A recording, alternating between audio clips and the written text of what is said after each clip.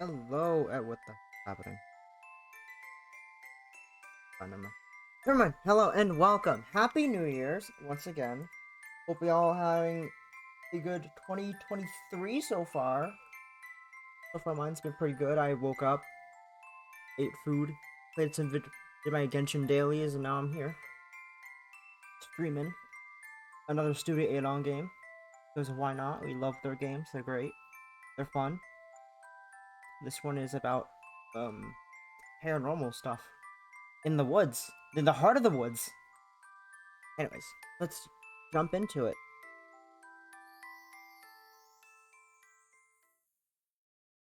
Chapter 1. A Winter Wonderland. That's how this place was pitched to us, out in the middle of a forest with an unpronounceable name, in a village that time forgot.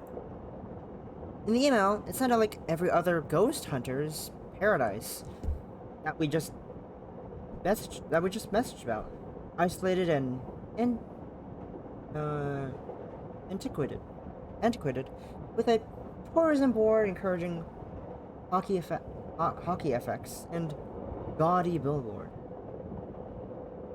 The vast majority of those emails go unanswered. If Ara weren't so capacious, this one probably would have too. But no, something about journeying into the middle of nowhere for a month struck her fancy. And, like always, I let myself get dragged into it. So, here I am, for the last time. On board a lonely train to the village of Eisenfield. Tara and Maddie. On board of a lonely train to the village of Eisenfield, Tara and Maddie sit in uncomfortable silence. Maddie has blonde hair and red glasses and wears a green jacket. Tara has layered red hair and a black hoodie with a t-shirt of a moon. Tara is sleeping, while Maddie is looking out the window. I'm assuming is cut off. A train beats out a slow, monotonous rhythm beneath us. Oh fuck. The train beats out a slow, monotonous rhythm beneath us. It's an old machine, the sort that looks like it's supposed to take us to wizarding school, or that should be in the museum. When I bought the ticket, I thought we'd be getting on something a bit more modern. Oops. I shifted my seat, the tattered cushion and wooden boards doing little to soothe the pain in my back. We've been on this train for 12 hours, and I can feel every one of them in my bones. Tara has been out for the past 6, upright, but fast asleep. If the bumpy ride bothers her, she doesn't show it. The paperback she was reading dangles low in her hand, in danger of losing her spot in the book. Hello, Tiana. Thank you. How are you? How was your New Year so far? Hi, Possum. As you can see, we're starting off the New Year's the best way possible with Lesbians. I scuffed my feet across the floor, picking at nothing. As tired as I am, I'm afraid of our journeys to end. I'm afraid for our journey to end. For Tara to wake up, I'd have to talk to her. As I should start with Lesbians. It's on sale too! This is the lowest this game's been! Ever! It's the lowest this game has ever been! On Steam and itch.io, it's the lowest it's been! It's on sale, like what, 60% off? It's pretty low! It's pretty low!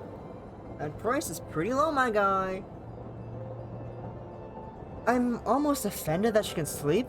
She should be as preoccupied as I am, fighting off intrusive thoughts and wondering what to say. The best start of the year. You wouldn't know from looking at her that we've barely spoken for 3 days. That's how long ago I told her that this would be our last trip for the show together. That I was quitting once we got back home.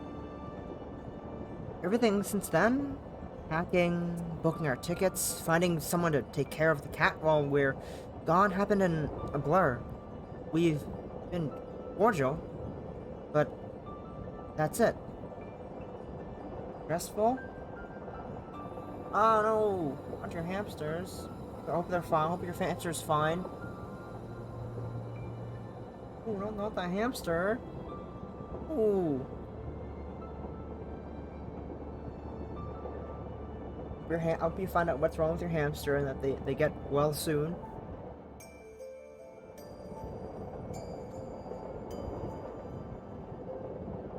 Yeah. Happy New Year. New Year? Yeah, new year means new things. Gotta go in the new year positively. You give out positive New Year vibes, the new year will give back positivity to you, you know? As they say. I don't know who says it, but as I say, you know? My heart hurts, but it tells me I made the right decision. Yawning, I lean back against my seat and pretend it's comfortable. The cushions are unnoticeable, nearly as firm as the wood floor beneath us.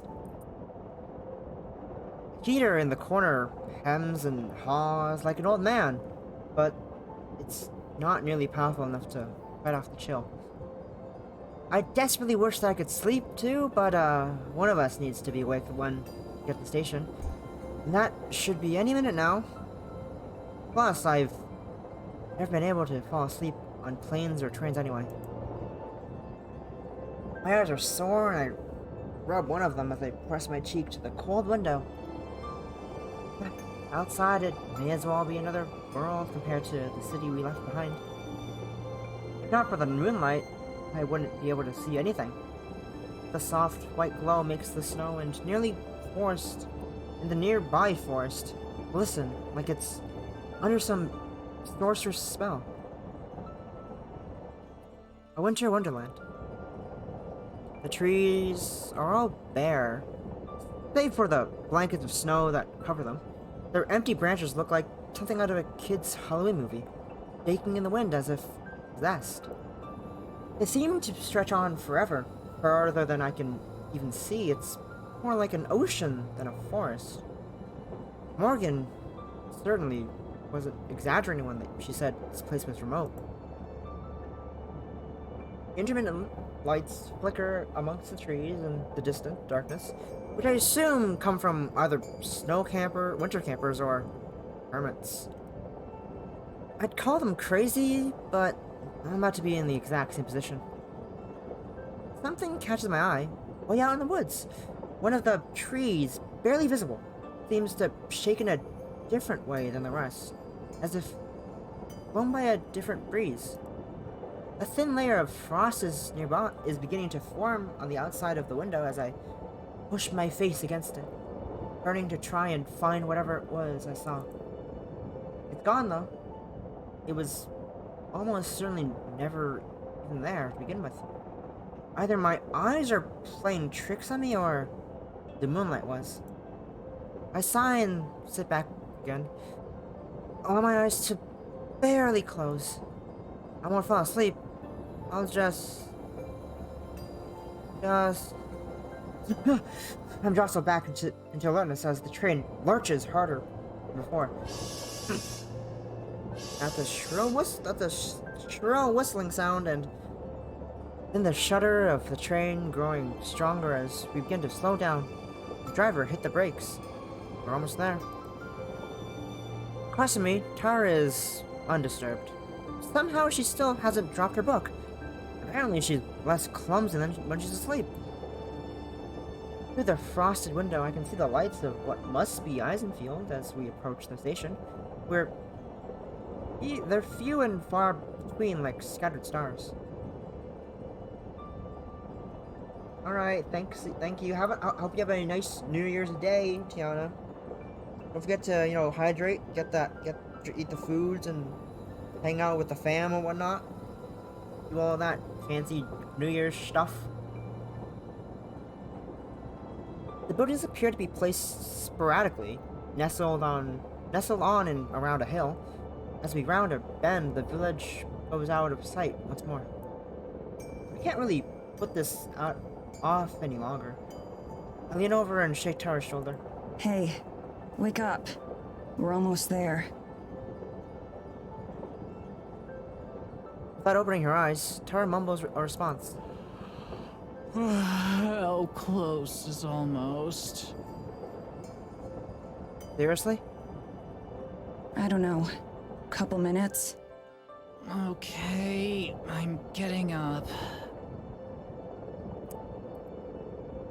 She isn't getting up. I mean it. If you sleep through the stop, we're just going to... I'm up, Mads. Maddie looks over at Tara, who raises her head from the book. She finally opens her eyes. I cut off the end of my sentence, not sure if I was serious or not. We're not even there yet. We're already snappy. God, I wish I could sleep just a little longer on myself. You excited? Little bit. Why? You? Kinda nervous still. What is there to be nervous about? We've done this 1,000 times. Yeah, well, this isn't like those other 1,000 times. And you know that. She shrugs again, not meeting my eyes. I don't know, Maddie. I'm sorry. Let's chill. Yeah, sorry. We lapse into silence. At least when she was asleep, it wasn't awkward. I just want off this train. I want to be distracted by going to the cabin and taking in the new sights.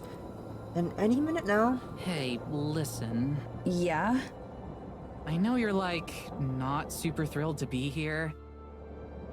She pauses, likely hoping for me to disagree. Don't.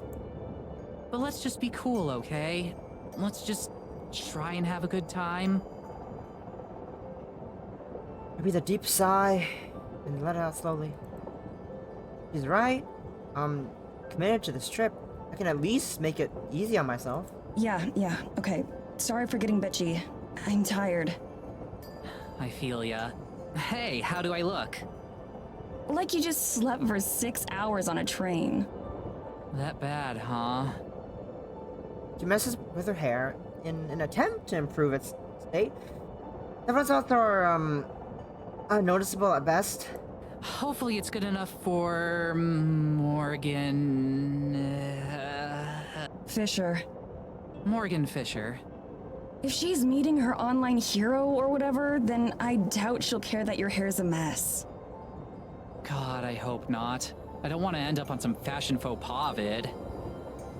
For real though, if she's super fangirly, then let's just let her get it out of her system and hopefully she won't make things weird later.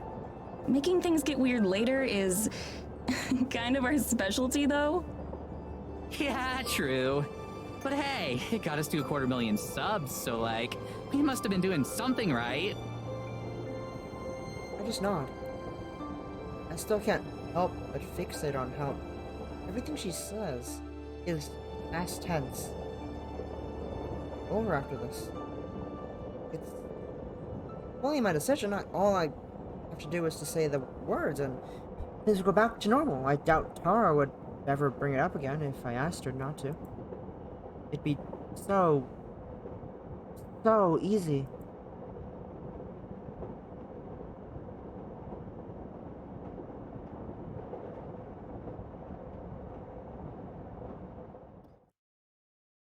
Step off the train and into another world.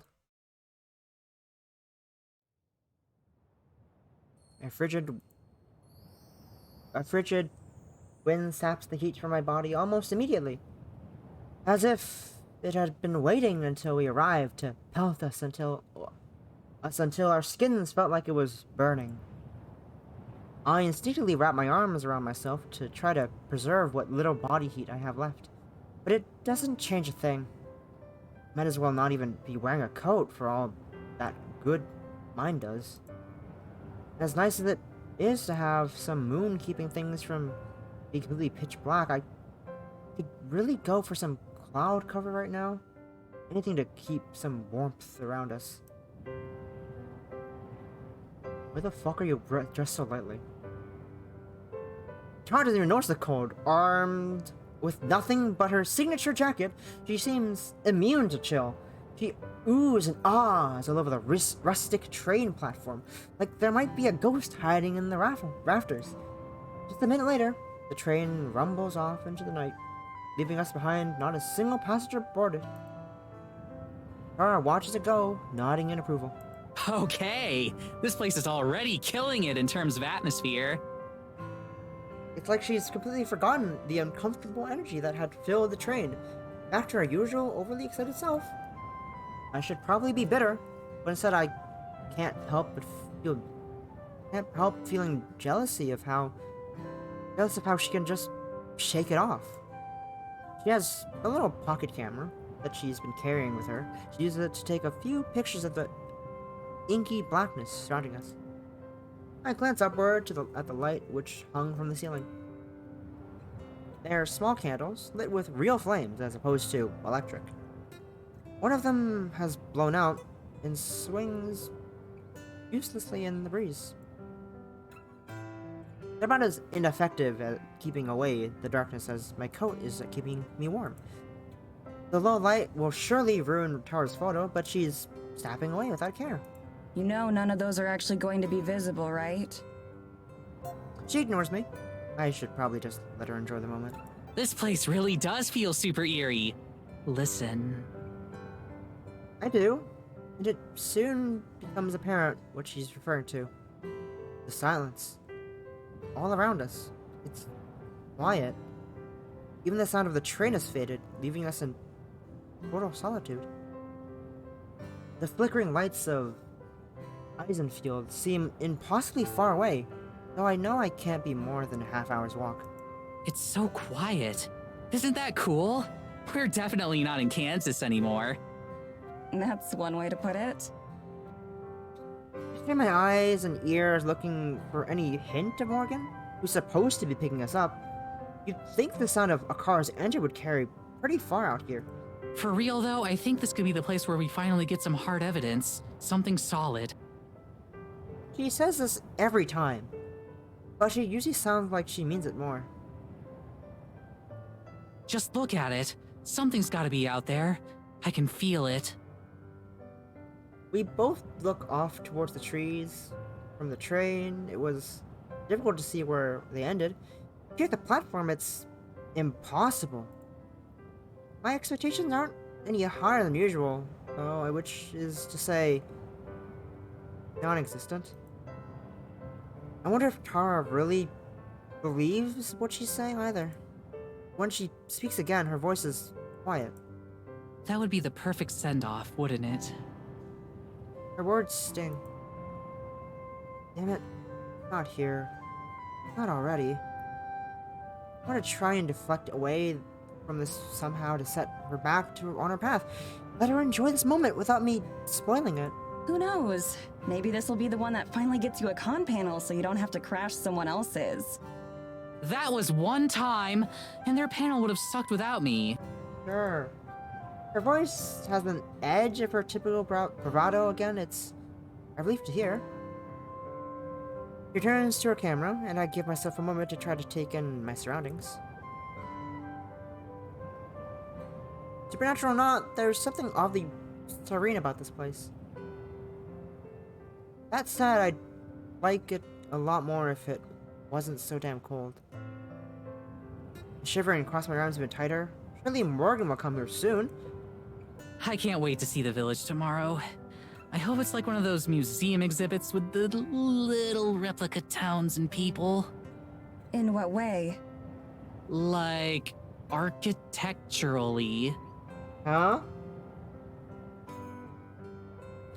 He sounds like the word slowly. All rustic and old-timey. I can't imagine that it'll be that different from home. They've got to be modern enough for Morgan to watch Paranormal after all. If that makes If sense. you're expecting people to be walking around in monocles and waistcoats, you're gonna be disappointed. And here I thought I'd finally get a chance to show off how amazing I'd look in a top hat. I mean, we could still buy a top hat. Nothing's stopping you, Tara. I'm sure you'd be the teen heartthrob of the Victorian era. She gives me a brief snort of amusement. Her responses feel more muted than usual, but the fact that we're still able to banter is a good sign. I'm glad that I can cheer her up, even if it was the cause of even if I was the cause of her low mood in the first place. However, after a moment, looks back at me. Her expression is serious for once. Okay, so about Morgan. Like I said before, let's give her a chance to get all the excitement out of the way first. We should be nice and friendly, but let's try to keep it professional. I never thought I'd hear you, of all people, say that. I'm also flashing back to all the unprofessional situations I've had to extricate Tara from. Ranging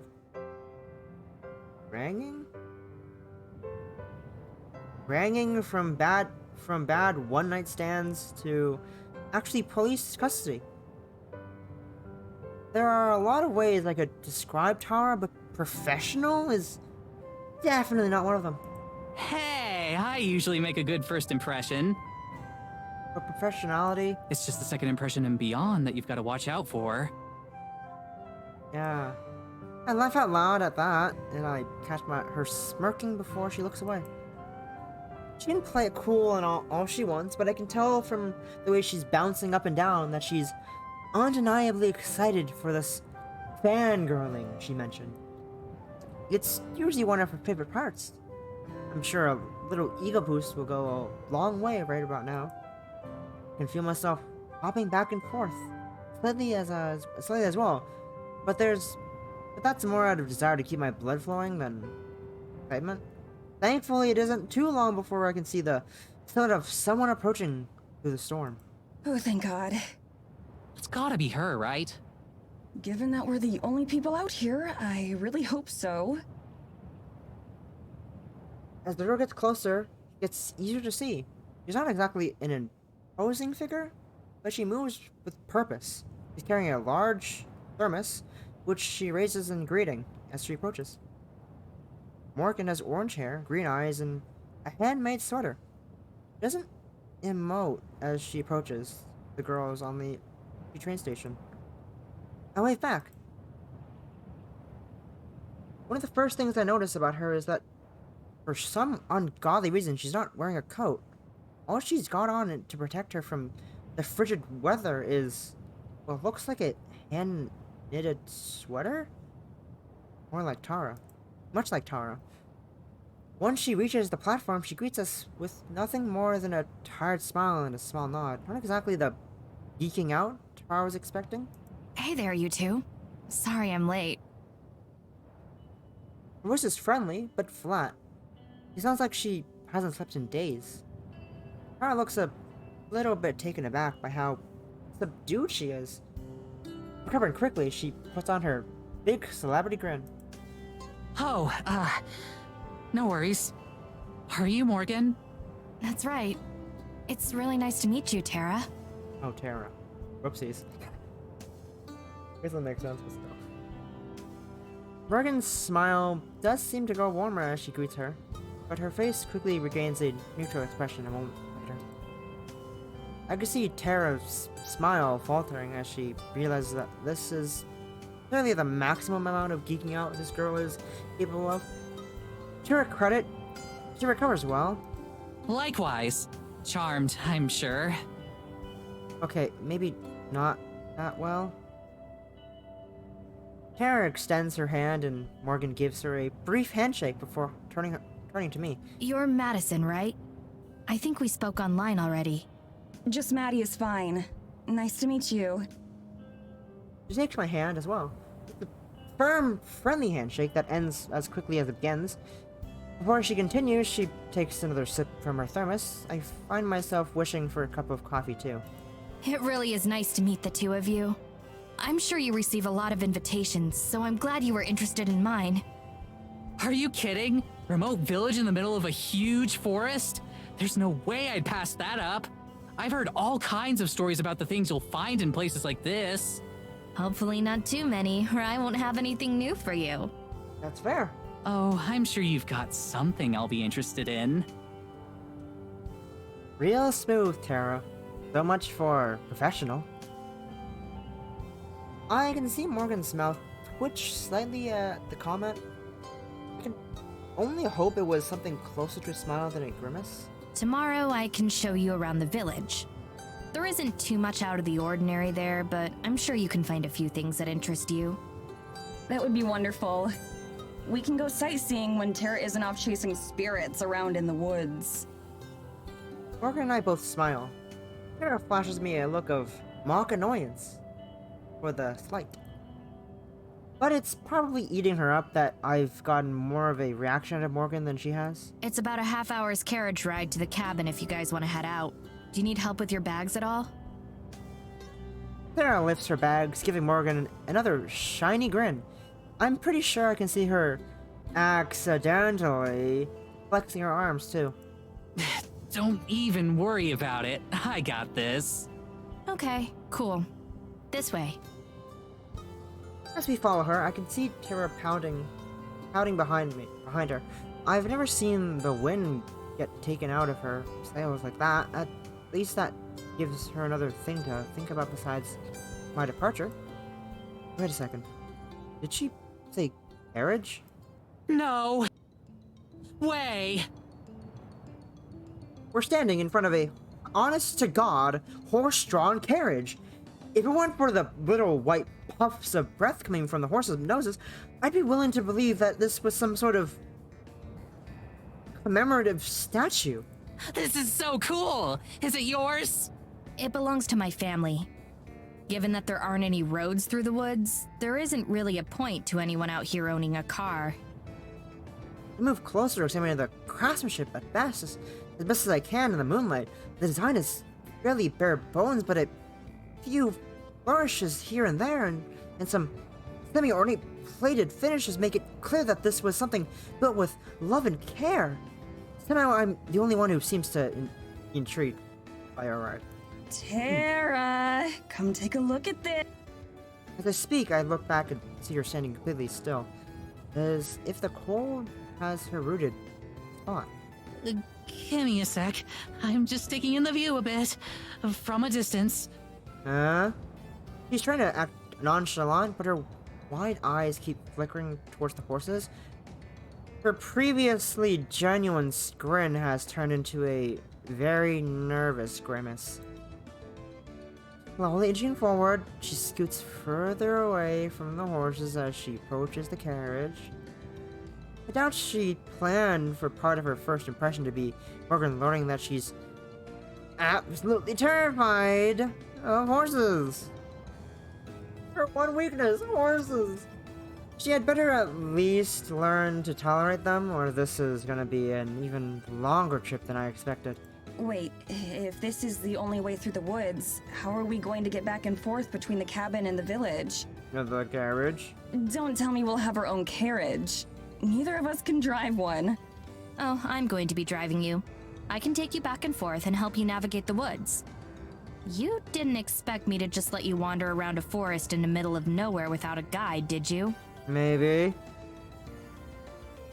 Tara, still slowly making her way towards the carriage, does her best to give a look of excitement. If anything, resembles the look of a panicked hostage.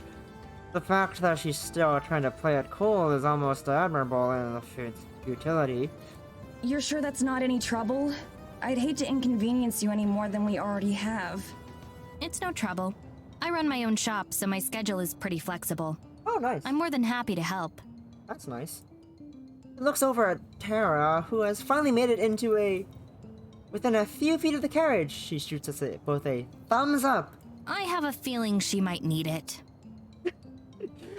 I'm doing good. Ready? Just don't mind me. Just scared of horses. Nothing to see here. Trust me, you have no idea. Morgan turns and deftly swings up into her seat, taking a hold of the reins. Tara finally manages to place her hands on the carriage and climbs up to sit up alongside her. Shaking all the way, I let out a sigh of relief and follow suit, mounting up next to Tara. Tara. I keep saying Tara for some reason. Oh well. It's a little cramped up here. It'd feel weird just sitting by myself, besides not keeping an eye on Tara is a pretty guaranteed way to make an even worse first impression. So, can you do any tricks in this thing? No, it's a carriage.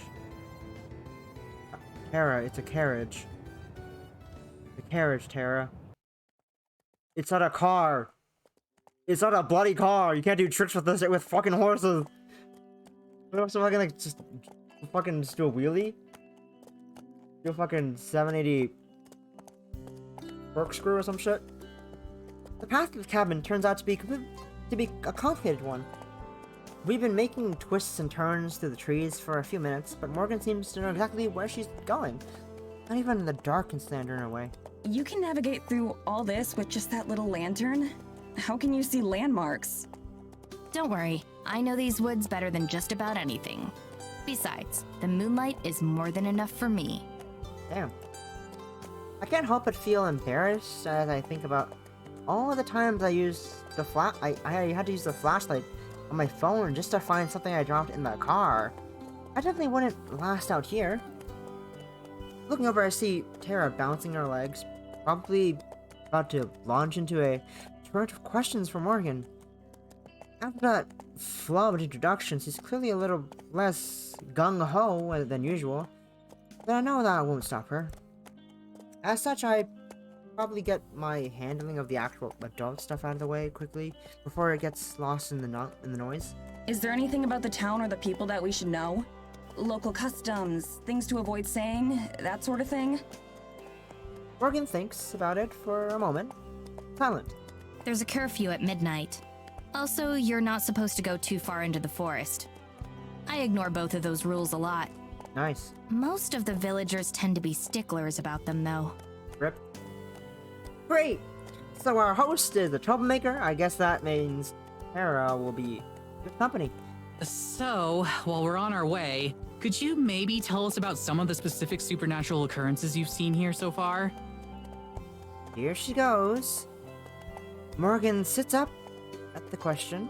He looks over towards us, and her eyes seem to lose a bit of their constant drowsiness. She's been waiting for this. Well, we have a lot of freak weather events. Strange storms that appear and disappear, or are localized to certain parts of the forest in ways that shouldn't be possible. Interesting. Tara nods solemnly, already totally enraptured in what Morgan is saying. Sometimes when I walk in the woods, I can see strange lights here and there, like tiny little stars inside the forest. I've never been able to get close to them, though. Damn. I raise an eyebrow, but don't say anything. We've had countless cases of strange lights before, all of which had ended up with a rational explanation. That doesn't seem to damper Tara's spirits, though. Tara. I start to drift off. This is more Tara's jurisdiction, anyway, so I'm sure they could just wake me up when we get there. There's also my cat. Cat? Your cat is a supernatural occurrence? She can talk, so I'd say so. I won't snap me out of trance. Looking over at her, I expect to see her holding in a laugh or sporting some kind of mischievous grin, but her face is as serious as it's been since we arrived. Your cat can talk? Like, talk the way a human does? Yes, she's very well spoken, in fact. I don't know how to sigh. Weird weather and lights in the woods are ambiguous enough that we can play along with them, but every so often we get these blatantly fake claims too, like a talking cat. Tara, however, instantly perks up. Once the words sink in, she can't exactly believe her, right? So, could we talk to her? She won't mind if I ask her a few questions, right? I was hoping you'd ask. I think you'll be very interested in what she has to say. The whole thing is clearly some kind of joke, but Tara is absolutely taken in. I can practically see the wheels turning in her head as she plans out her follow-up questions. That's never good. So, do you have any ideas about what could be causing it? Something in her diet, maybe? I don't think so. Have you been feeding her some kind of special Eisenfeld cat food? Can I try some? Okay, I think that's enough of that. When Tara starts talking about eating cat food, it's time for me to exercise a little diplomacy and move the conversation forward. Crazy or not, I think we should move on. So, what kind of things does she talk to you Let's about? not eat cat food, Tara. You know, eating cat food is a bit much. Just about our lives for the most part. I figure you'd be better off hearing it from her rather than me. Guess that's fair. I'm sure that'll be illuminating. I'll say, if there's something that paranormal in the village itself, you must have seen way crazier stuff in these woods. She starts to gesture as she talks, pointing back towards the village and swinging her arms around as she mentions the woods. Well, there's one pretty major thing, but you probably won't believe me. A centuries-old ghost? I wouldn't have come out here if I didn't believe you. Anything you have to say, I want to hear. Okay. I can't detect a hint of cynicism in her voice. Either she really believed this girl she just met as a talking cat, or she's giving a performance worthy of an Oscar. I think it's the former rather than the latter. Are you sure? 110%. Lay it on me. Okay. She winks at her and flashes her finger guns back in celebrity mode. Tara's good at recovery with these things, but I've never seen her recover at this level with such speed. But as I watch her lean in towards Morgan to make sure she catches her next statement, I realize another possible reason for her passionate response. If there's one thing she loves more than hearing strange stories, it's trying to impress a cute girl.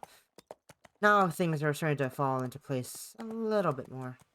Well, one of the main reasons I called you out here is I'm not sure if it has a name, but it's some kind of forest spirit. Spirit? Like a ghost or something? No, something physical. Some sort of massive creature. Like the forest came to life. Okay, this is new.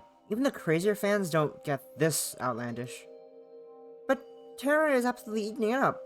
No matter what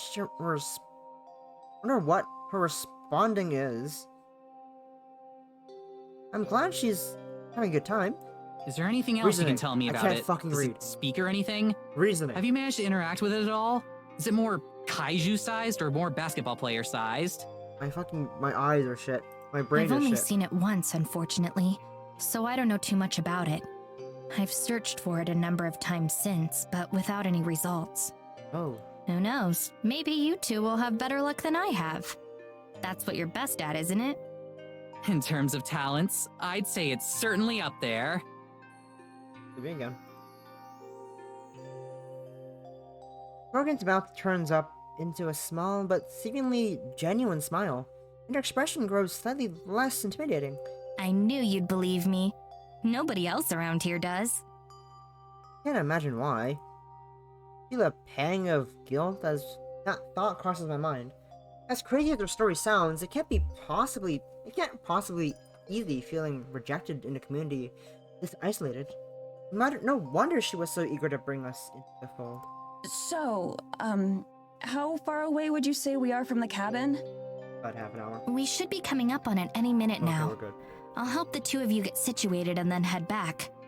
I'll be happy to tell you more about the spirit tomorrow. Thank God. Oh yeah, great. That's great. I'm exhausted.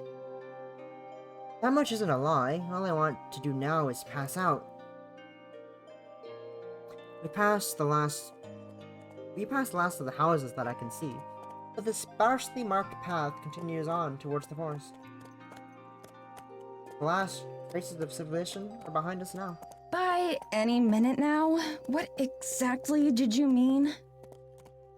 Can't keep the biting tone entirely out of my voice. Just ahead. See?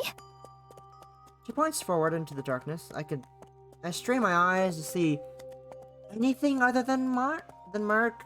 Finally, I spot the faint outline of a small cabin practically swallowed by forest. I started the heater before I left to get you, so it should be warm. Noise. That's what I like to hear. You're like Prometheus. I'm surprised you know who that is. Why? I love that movie. Oh. Morgan suddenly jerks the reins and the horses come to a stop. Tara and I are rattled from our seats. Nearly fall forward. Damn it. Forwards. What happened? Rather than answer, Morgan just glares into the darkness where the cabin is. I strain my eyes to see what she does. As my heart starts to race. Is it a wild animal? A bear? Wolf? There's the sound of footsteps as a shadow detaches itself from the cabin and moves towards us. Human shadow. An older woman comes into view, stopping just at the edge of the lantern. A stern, old-looking woman steps out in front of the cabin. She has the same orange hair as Morgan. She's clearly related to Morgan. Her angular features and steely eyes, barely visible in the dark, make her look like she stepped out of a barrack painting. Why are you here? I came to greet our guests. She spits out the word "our," clearly asserting some sort of ownership. I suck in an involuntary breath as she approaches. Being able to see her more clearly isn't a reassurance. If anything, it's the opposite. Something about her radiates hostility. Even the horses seem uncomfortable, their ears pressing back as they stamp their feet in the snow. Up close, her gaze is sharp and fierce. Her face is proud but sunken, cheekbones jutting as if her face doesn't quite fit. It makes her look older than she is. Which of you is Tara? Mouth drawn thin, she looks from me, Tara, then back again. Each second that passes makes the discomfort grow. I keep waiting for Morgan to intervene, but she doesn't. Tara and I exchange a quick, nervous glance, then she clears her throat and leans forward, offering a handshake. That's me. The woman regards Tara's outstretched hand for a moment and ignores it. Welcome to Eisenfeld. My name is Evelyn, the mayor. Who are you? Her attention flicks to me like a hand in a clock. I'm Maddie. Madison. Tara's manager? I see. It's clear that she's judging us, though I have no idea on what. Are you done yet? They're tired. You can interrogate them later. Just what exactly is she volunteering us for? Interrogate is kind of a strong word. Our host makes absolutely no effort to disguise the loathing in her voice. In a town as small as this one, I can't imagine that speaking to someone as important as the mayor like this is a good idea. Though Evelyn appears entirely unfazed. She remains in the middle of the trail, blocking her path. She and Morgan stare each other down while Tara and I sit in painfully uncomfortable silence. After at least a minute, the mayor finally steps out of the way and heads up the way we came. We'll speak later. I hope. I'm gonna fucking sleep, please. It's clearly a command, not a request. The carriage sits immobile until the sound of Evelyn's footsteps are lost in the night. And even beyond that, So she seems nice. her statement seems to snap Morgan back into the present. Morgan flicks the reins and begins moving again. Very spooky. He turns around to face us, looking genuinely apologetic. I'm so sorry about that. I thought she'd at least wait until tomorrow, and I'd have some time to prepare you beforehand. Is she your mom? Technically. Technically. What? No way! How could you tell? The very strikingly orange hair. The family resemblance? Morgan purses her lips. Unfortunate, isn't it? Truly. Long story short, I didn't tell her that you were going to be staying here until this morning. Oh.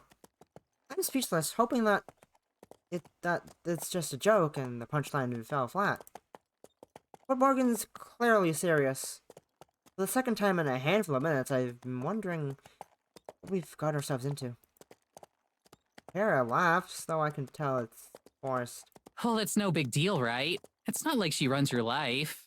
She does, she's the mayor. Silence. Right? Eventually, Morgan nods. Right. We shouldn't get into it right now, though. I'm sure you'd rather sleep tonight. A bit awkward, yeah. What a great intro. I can see Tara gathering the breath to disagree and tell Morgan that we'd love to hear all about her family issues right now. So I head her off. Yeah, we would. Yeah, whatever family drama is, whatever family drama it is that she's gotten us involved in, it can at least wait until I'm not about to pass out. The carriage comes to a stop just a few feet away from the door. A small stone path has snow cleaned away from it and leads to a short flight of stairs. Facing a large window, although it's dark and impossible to see into it. Morgan vaults out of the carriage, nimbly landing on her feet. I'll unlock the door. Your luggage already came in too, so it's inside. Huh? Kara launches herself out of the carriage, just like Morgan did, and then she quickly scurries away from the patient horses, eyeing them for any sudden movements. I climb down as she stands, an extremely safe distance away. I can't carry all of this on my own, you know. I toss her bag and she lurches to catch it, barely keeping it from landing in the snow. We stand back and watch as Morgan fiddles endlessly with the lock on the door, pushing and trying again and over and over. Now that we're so close to the end, I can feel the last of my reserves energy rapidly draining. The back of my arms feel like they weigh 1,000,000 pounds. So, what do you think?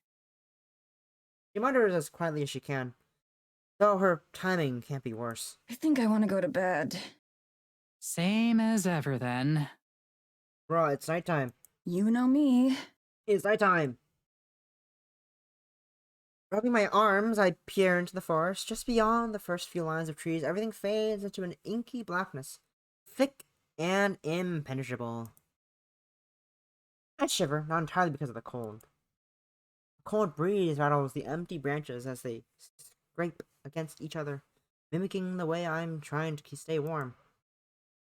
Finally, there's a bang sound as Morgan solves the door mystery of the lock and nearly falls through the door.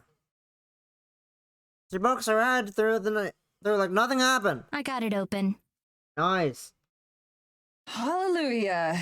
Hallelujah. I fall my way inside and into the blessed warmth. It's been so long since we've been near a working heater. A small lamp on the side table casts a bit of light over the small room. Our luggage, as promised, is scattered haphazardly around the living room, just like home. Tara slips past me and bounces around to examine it all, her bags hurling as carelessly as I pull them out of the carriage. Oh my god! Holy shit! What the fuck? This is so cool! Uh-huh. There's something really out of the ordinary, so we'll just stand there and wait for her to get it all out of her system. Isn't this the coolest? It's like staying in a history museum. Cabin in the woods. That's the kind of thing you'd usually treat like a punishment. Are you kidding me? I love history. We even did that whole series on the history of cryptids in the American Midwest. That's different. And I spent like 3 months on that special about Bigfoot's impact on the Great Depression. That's different. That's one of my favorite episodes. I had never heard of the theory that FDR was a cousin of Sasquatch. To be fair, I don't think FDR did either. Who? Morgan laughs and I just roll my eyes. I mean the kind of history that actually happened. History is doomed to repeat itself, Mads. I don't even respond. That whole episode felt like the plot of an awful low-budget B-movie. Instead, I crossed the living area toward a tiny hallway with a pair of identical doors. These are the bedrooms? Again. I went over it, thank you. That's right. They're the same size, so there's not much of a difference. Guess I'll take this one then. Push open the closer door. Inside, it's just 4 walls with a bed, a shelf, and a small dresser. I drop my bag onto the floor and roll my suitcase in. Tara lingers in the living room, talking about the features of the cabin with Morgan. Suddenly, I hear a yelp in pain or horror. I rush back. I rush back out, knocking over my suitcase and nearly slamming into the door as I go. I have expected to see Morgan holding a bloody knife or something. I said Tara is just holding her phone. What happened? There's her signal. A tragedy. No signal. Actually, worse, the apocalypse. Check out your phone. I do as she says, expecting a news article or an alert or something, but there's nothing. What? I don't have anything. Exactly. No service out here. I check. Sure enough, she's right. There isn't the barest trace of a signal at all. What about Wi-Fi? I assume we have that, right? Technically. Technically. Oh no. I stocked up on books and downloaded a bunch of new films before we left. Since I wasn't expecting to have much connection out here, anyway. But I'm willing to bet thought to never even crossed Tara's mind. Good thing I had packed a few books I think she'd like too. Tara glumly pockets her phone again as Morgan gives us a small smile. Let me give you the quick tour. Thank you. I don't think it's exactly necessary since we can see everything ourselves, but I'll stop her. This is the kitchen. There's a stove and an oven. The stove is somewhat picky and doesn't always like to work. I see. Actually, I guess it's the same for the oven. Oh. Don't worry, I don't know how to cook anyway. Ah, great job, Tara. Over here is the fireplace. I can show you how to chop firewood sometime if you'd like. I Oh, think I might pass on that one. This is the couch. You can also sleep on it if you'd like. It doesn't unfold into a bed or anything, but I sometimes come here and sleep on it anyway. nice. That doesn't even surprise me. The Wi-Fi password is on a note by the phone. So is my phone number, so you can reach me anytime. Dog. Do you have any questions? We're gonna reach you, there's no signal. I think we had to look at Tara, who does the same. I think we're good. Thanks for all your help tonight, Morgan. It was my pleasure. Again, I can't thank you enough for coming all the way out here. I'll be sure to make it worth your time. I'm sure. Can't wait to get started. Me either. But I should probably be going for tonight. I've kept you up long enough as it is. Dad's out the front door. Wave goodbye. Night, Morgan. Thanks again. Good night. Through the large window, we can see as she starts to make her way down the path. I'm gonna go to bed too. Yeah, same. We switch off the lamp as we head to our respective rooms. Tara grabs her bags from the floor where she tossed them. All right, see you in the morning then? Yeah, night. I shut the door behind me, and she does the same. I sway like a zombie as I stalk toward my bed. It took the last of my strength to dig my pajamas out of the suitcase and change. There's a window here that looks straight out into the forest. The first thing I do is pull the curtain shut. Crawling into the bed, I face away from the window and pull the blanket up to my chin. It's heavy and warm. I wrap it around myself like a burrito. The bed is firmer than I'm used to, and the pillow thinner. There are like 3 other blankets, though, so I ball up one of them and use it as a second pillow. As I try to get comfortable, my thoughts start to drift off. A detached part of me is glad that the timing worked out well enough to avoid jet lag. Yet, in all aside from the Wi-Fi, this is pretty nice as far as accommodations go. Especially since we're not paying for it. It seems strange that Morgan would come all the way out here just to take naps sometimes. But I can already tell that most of what Morgan does would be considered strange. Strange but harmless, I don't mind. When I think of her mother, the mayor, a chill runs down my spine and I bundle myself even more tightly in blankets. I should give her a second chance. Especially if she doesn't have any warning about our arrival, it stands to reason she'd be annoyed at Morgan renting out her family's cabin like that. When I think of that, when I think of it that way, her reaction seems pretty justified. I'll just be extra polite to her next time.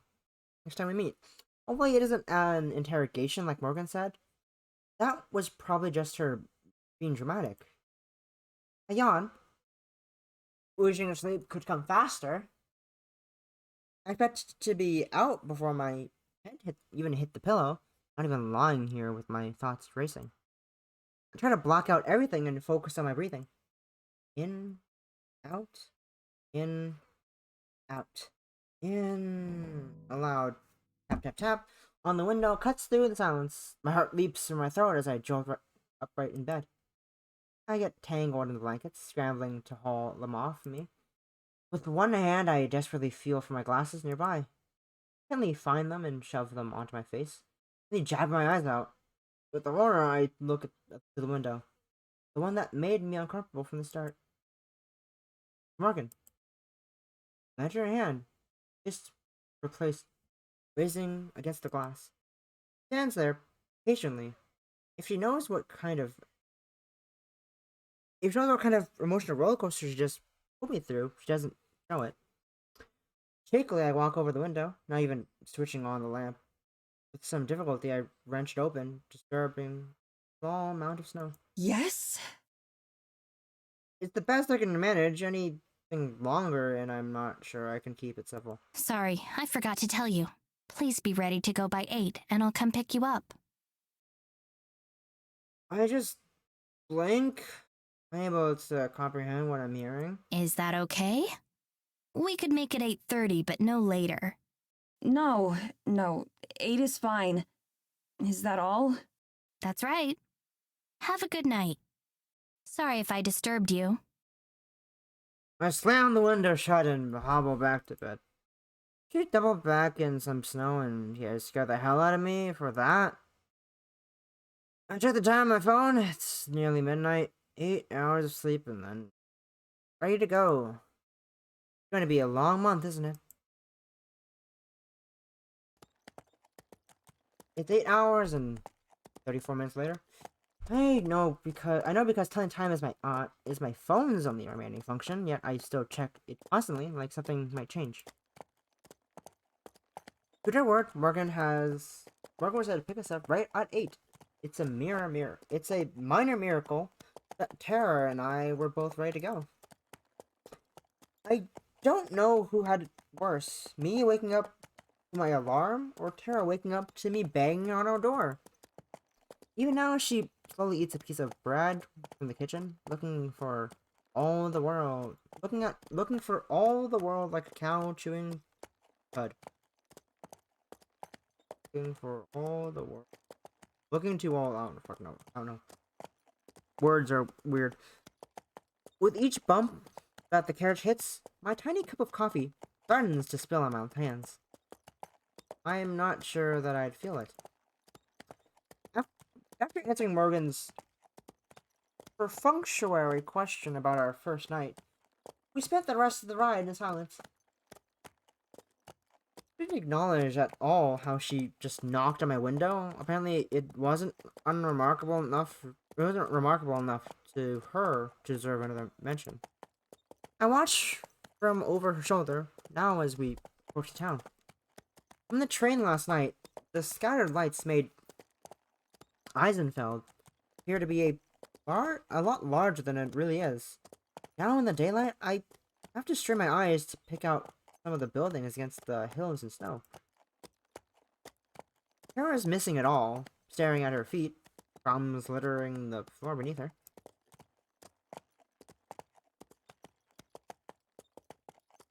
Working eyes along a path that I'm pretty sure is the same one as last night. A few villagers move out of the way of our carriage, not even turning to look. It must be a regular occurrence. Even though it's hard for anyone to see us in here, I still feel self-conscious. I clutch my bag of camera gear, tighter to my chest, hiding myself behind it. There aren't any other carriages on the road, nor anything bigger than a pushcart, so we still stand out, at least in my head. If the situation is at all awkward or out of the ordinary to Morgan, she doesn't show it. She pulls the reins and the carriage comes to a stop in the road. There aren't as many other people up here, but what few there are give us a wide breath. And here we are. Tara finally perks up, the words clearly spoken for her benefit.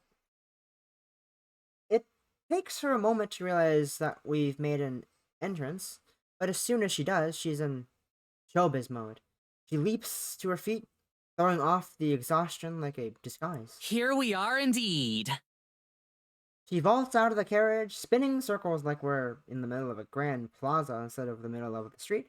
I climb out more carefully, and then scurry out of the way. Okay, this rules. Just a town. It really does feel like we've traveled back in time. The building is all built from wood and stone. Look like they've been there for centuries. The road that we're on and currently blocking is made of cobblestone. It winds its way through the town, despite being covered in well-tamped stone. We're certainly a long way from home.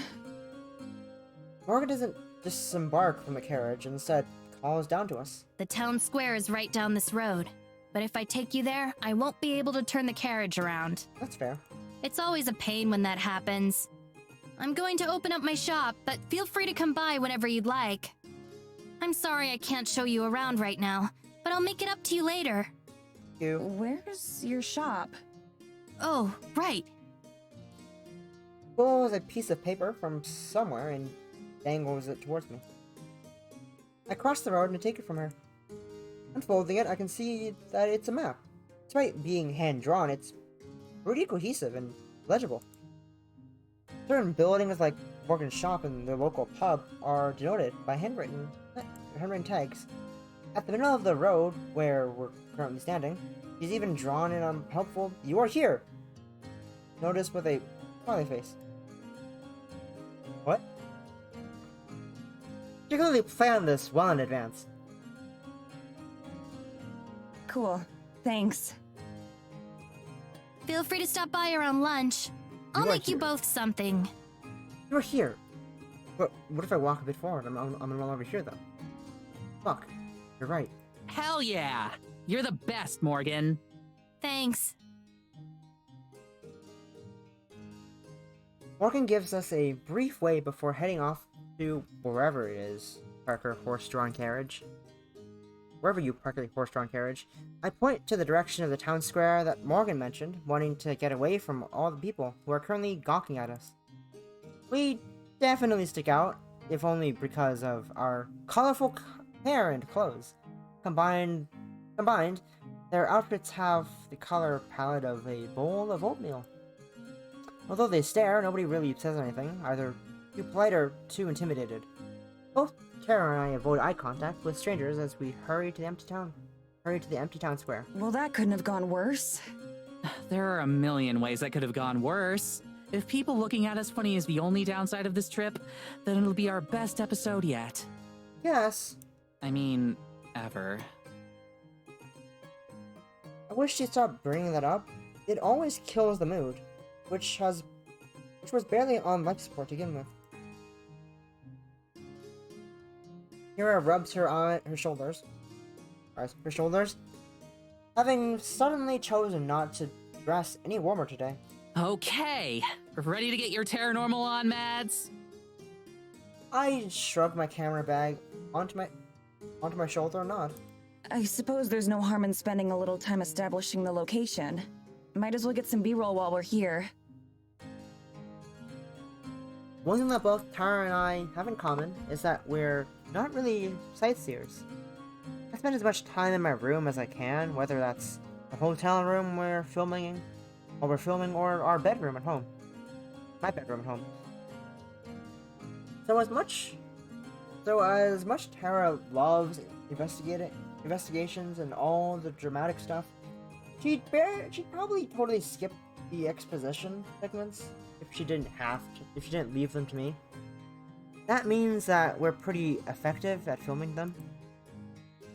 And over by simulating a video camera appears on screen while Maddie is filming. What do I have descriptive thing? This setting I just have turned on. I do. Oh, voicing. Ah.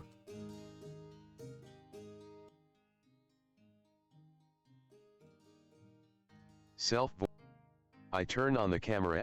Oh. Interesting. Self-voicing disabled. I turn on the camera and slowly turn a circle, capturing the ground, sky, and some nearby buildings for footage that we can put together later. I do a slow pan across some of the houses, then frame and hold the shot of the path further into the village.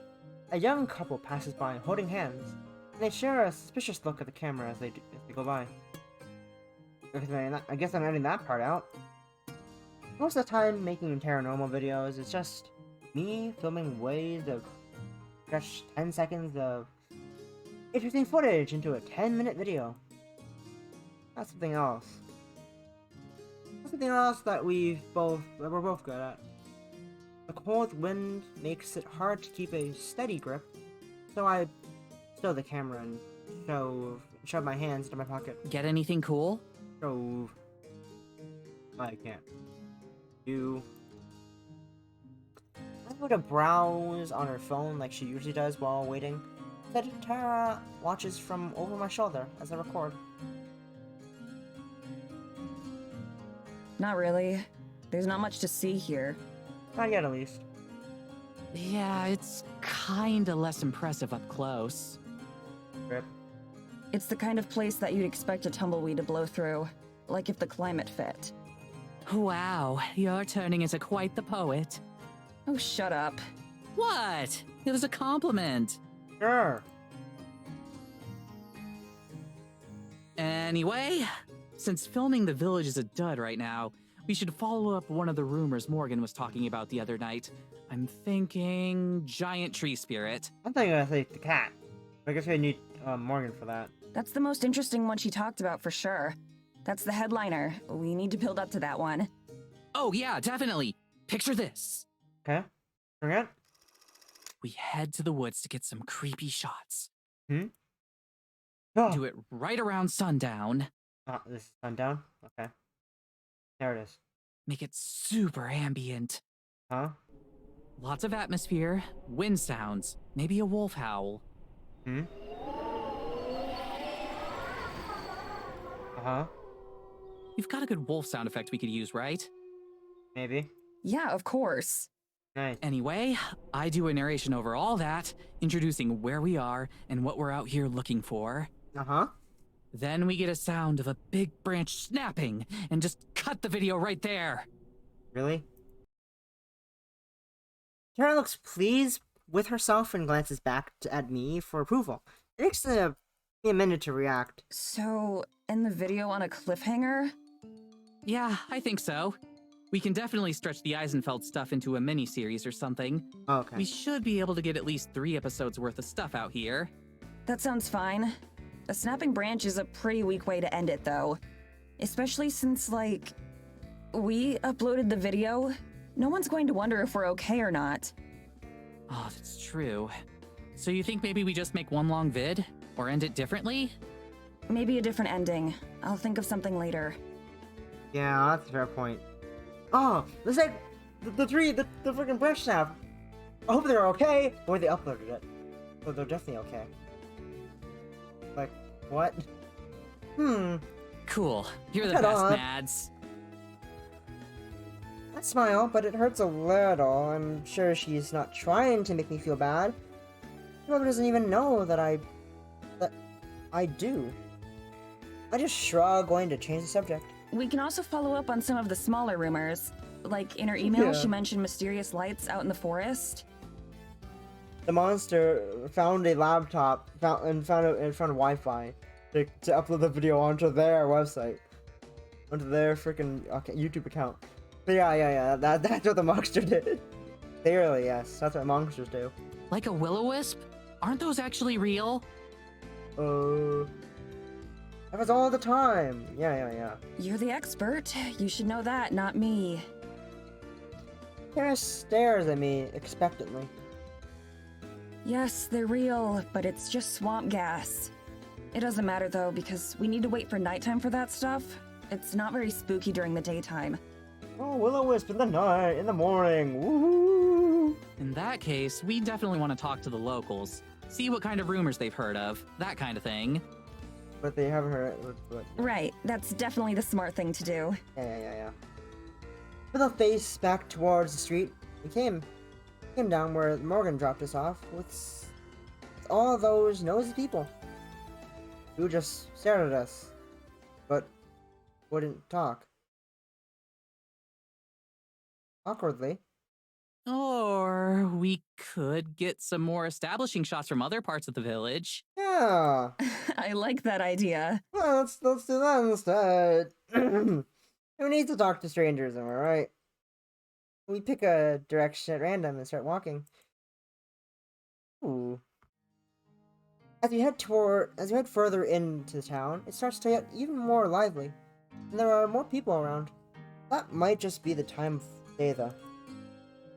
A couple of folks shovel snow in front of their homes. A group of kids run up and down the street, accompanied by a sagging bass hound.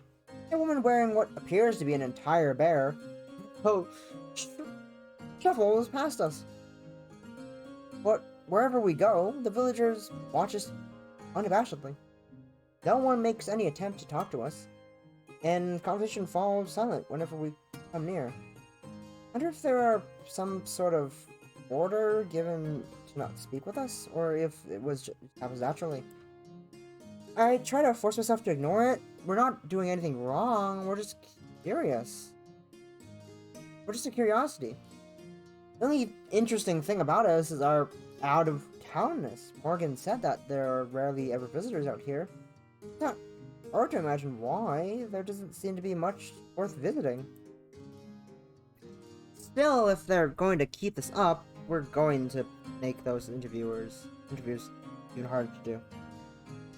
That's gonna make them interviews harder to do. Kara tugs at my shoulder, nodding in the direction of some observance. Is it just me, or is there kind of a creepy serial killer vibe going on here?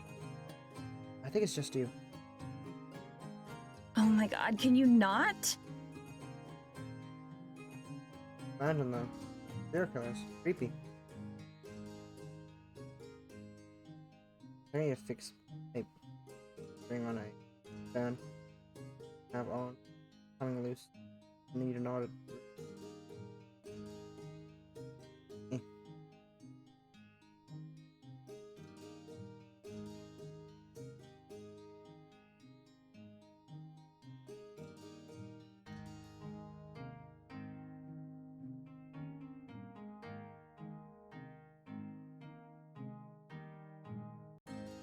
Perfect, okay. Anyways. Hey, I'm just Yes. kidding. Hi, Decker. Just How are trying you? to lighten the Happy mood a New bit. Year's again. How was your New Year's Day so far?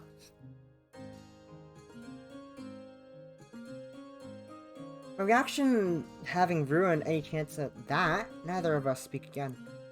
I unpack the camera again and film a few of these storefronts as we go. As long as I'm not surreptitious enough.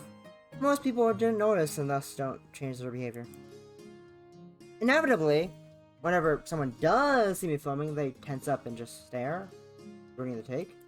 It's like they've never seen a camera before. Maybe that's not far from the truth. Lost power? What the hell? That's quite the way to start off the New Year's. Quite the interesting way to start it off indeed.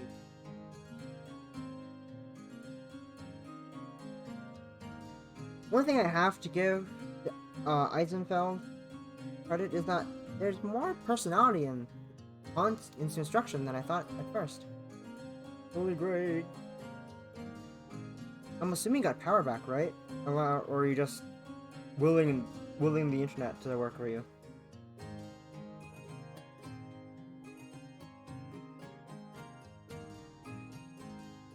Most of the buildings seem to be people's homes, but it doesn't take us long to find a few stores here and there. The names are simple and plain, like you'd read in a tabletop RPG book. Pig Kellen's Son's Tailoring, a butcher shop named the Party So, and that sort of thing. Vibing, okay. Hope you're staying warm. I think it's probably colder than yesterday. I don't know though. It's 1 Celsius, and I don't know. When I pass by a tavern called the Bushy Beard, I can hear Tara snickering behind me. Do you think they have barmaids? What? Like the sexy Oktoberfest kind? Do you think they have those here? No. Tara's words are so out of nowhere that they take me a second to mentally process. This isn't a Renaissance fair, Tara. I'm pretty sure they just wear normal clothes to work. Tara's mouth gapes wide open. Wait, what? Back up. Ren fairs have sexy barmaids? Yes? Where else did you think they come from? I have no idea. I always thought those things were just full of boring stuff. What? Not at all. They have swordplay demonstrations or time period appropriate foods. Hi, Some local Nick. experts You're will here give too. talks or lectures on certain topics, and Happy New Year! I'm starting it off with lesbians.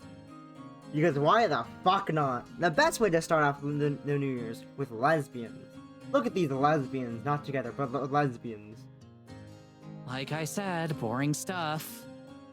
Swordplay ain't fucking boring, Tara. It's fucking Pog. whatever. There's more to it than just cosplay.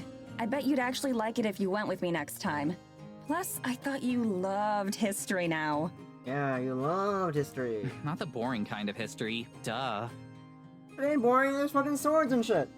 Murder! Durgans, maybe. Hey, welcome back, Tiana. How are swords boring? Yeah, how are they boring? They're fucking Pog. Whatever, Mads. She walks away. How did I manage to lose an argument she started? We cut a slow but steady course through the village.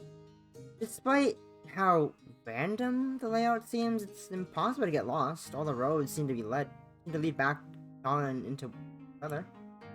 I'm so used to the sounds of busy intersections and highways that the near silence here is almost unnerving.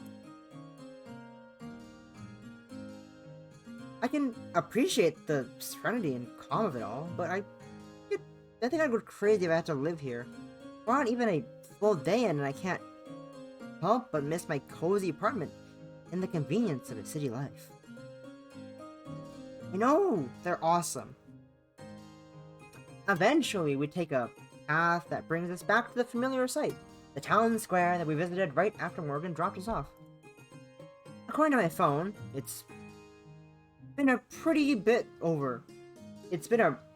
little bit over an hour since then.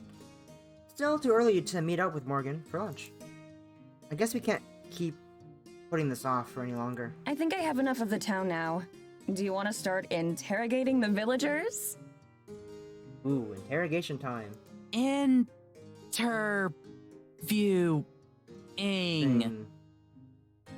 I didn't even notice myself misspeaking. I must still have interrogations on the mind after meeting the mayor last night. Sarah poses dramatically hyping herself up for the camera. I'm not even recording yet. Time to put my game face on. As long as it's a game face that people want to talk to. Mads, when have I ever been anything but charming? let me just pull out the scroll here.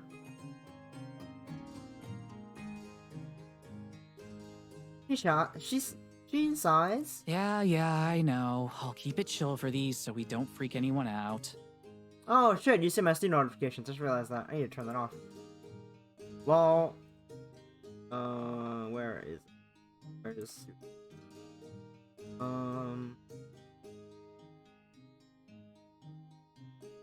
I don't want to turn it off. Why is it up there? I'll figure it out later. But, like, how do we do this? Just go up to people and ask if we can chat? I guess. I guess. I don't have any better ideas. This is how we usually do it. Except usually people are more curious about who we are and what we're doing. Sometimes after introducing ourselves, they are even people who have heard of us. That is definitely not the case out here. Hell, I wouldn't even be surprised if Morgan was the only person in this world, the whole village, that uses YouTube.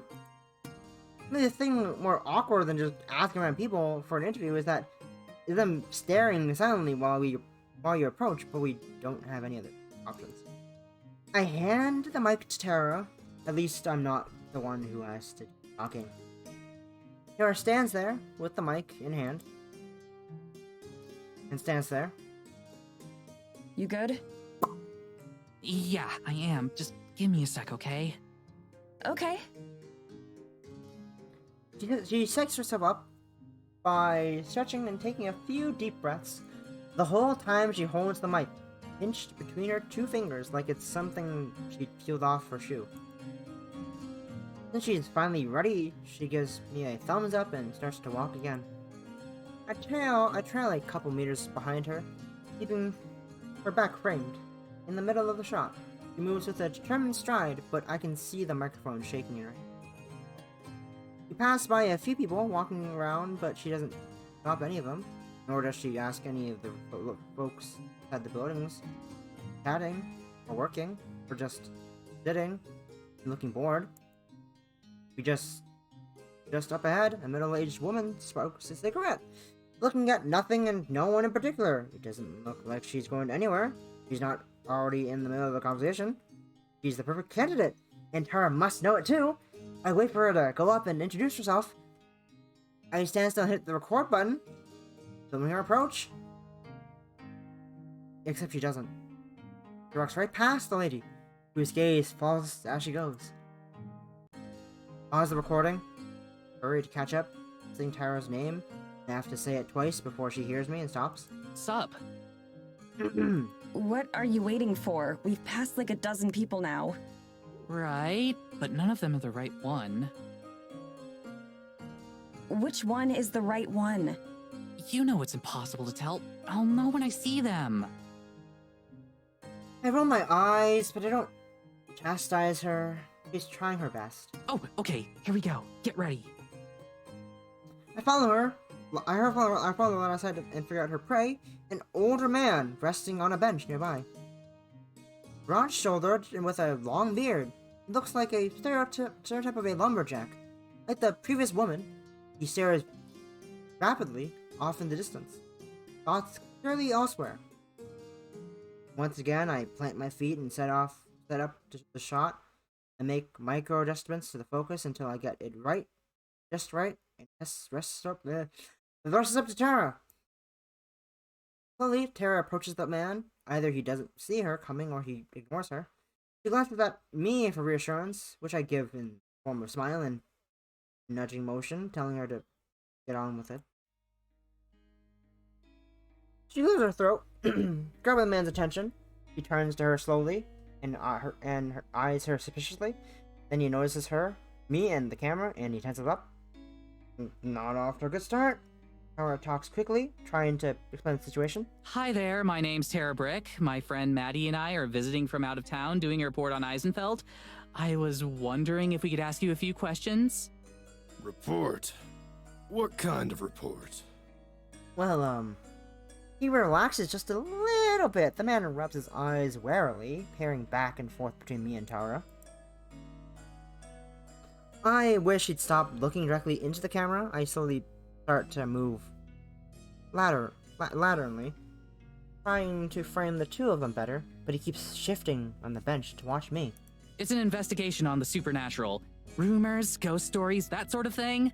We've heard a lot of legends about Eisenfeld, and we're looking into them, trying to figure out what's true and what isn't. Figure out the truth, huh? The man mutters darkly, his beetle brown eyes still flipping between me and Tara. He chews his lip while he thinks about it. The thing about his face is striking me as odd, but I can't figure out what it is. It's probably just a trick of the camera or light. Well, alright. I suppose I've got the time. Well, that's good to hear. We ain't got nothing but time. Takes Tara a beat to respond. We were both sure that he was going to tell us to bug off or worse. Great, thank you. So, can you tell me about Eisenfeld? Just what is life like here? On an average day? That sort of thing. Clearly she wasn't expecting to get this far, and asks the first thing that comes to mind. She offers the man the mic, but he just stares uncomfortably until he retracts it. Right, well, it's a good little town. Good and proper. Quiet. Real quiet. That's what I like about it. Huh? None of that city business. No noise and bustle. Out here, it's just you and nature. That suits me just fine, it does. Huh? So you're from around here then? Spent your life in Eisenfeld? Born and raised, and God willing, I'll die out here too. Never thought about leaving. Never had a reason to. Fair? Great, great. So then I'd imagine you know all about any local legends, right? No. About as well as anyone. Any old village has got its stories. If you believe them all, there's goblins in the woods, trolls in the mountains, Ah! and who knows what else elsewhere. Ah! Who knows what else Of course, elsewhere? It's only children who believe in those. So you've never seen anything weird yourself? Nothing unexplainable? Weird like what? Uh-huh. By now, the man has abandoned looking at Tara entirely and instead focused on the camera, his eyes looking strangely focused. One of our friends here mentioned something about a big forest spirit. Like a walking tree kind of thing. He sits up in his slouch, finally turning to face Tara. What friend of yours might that be? She's from around here. One of the locals. Even though we gave her the shout out on one of our videos, Tara's reluctant to name Morgan as our contact. It makes sense. Her neighbors surely feel different about us than our viewers do. Ah, I'll bet it was the Fisher child, wasn't it? If you know what's best for you, you'll steer clear of her. Nothing but trouble comes from that one. Nothing at all. Tara and I exchange a glance. Seems her thoughtfulness was irrelevant. At the same time, I'm suddenly a lot more interested in what this guy has to say. Why do you say that? It feels like a strange violation of privacy to be asking this stranger his opinion on our host. But if she's notorious enough that anyone on the streets know of her, then perhaps we're better off knowing why. Spitting into the snow, our subject stands and turns his back to us. There are some questions you ought not be asking, miss. I'll be going now.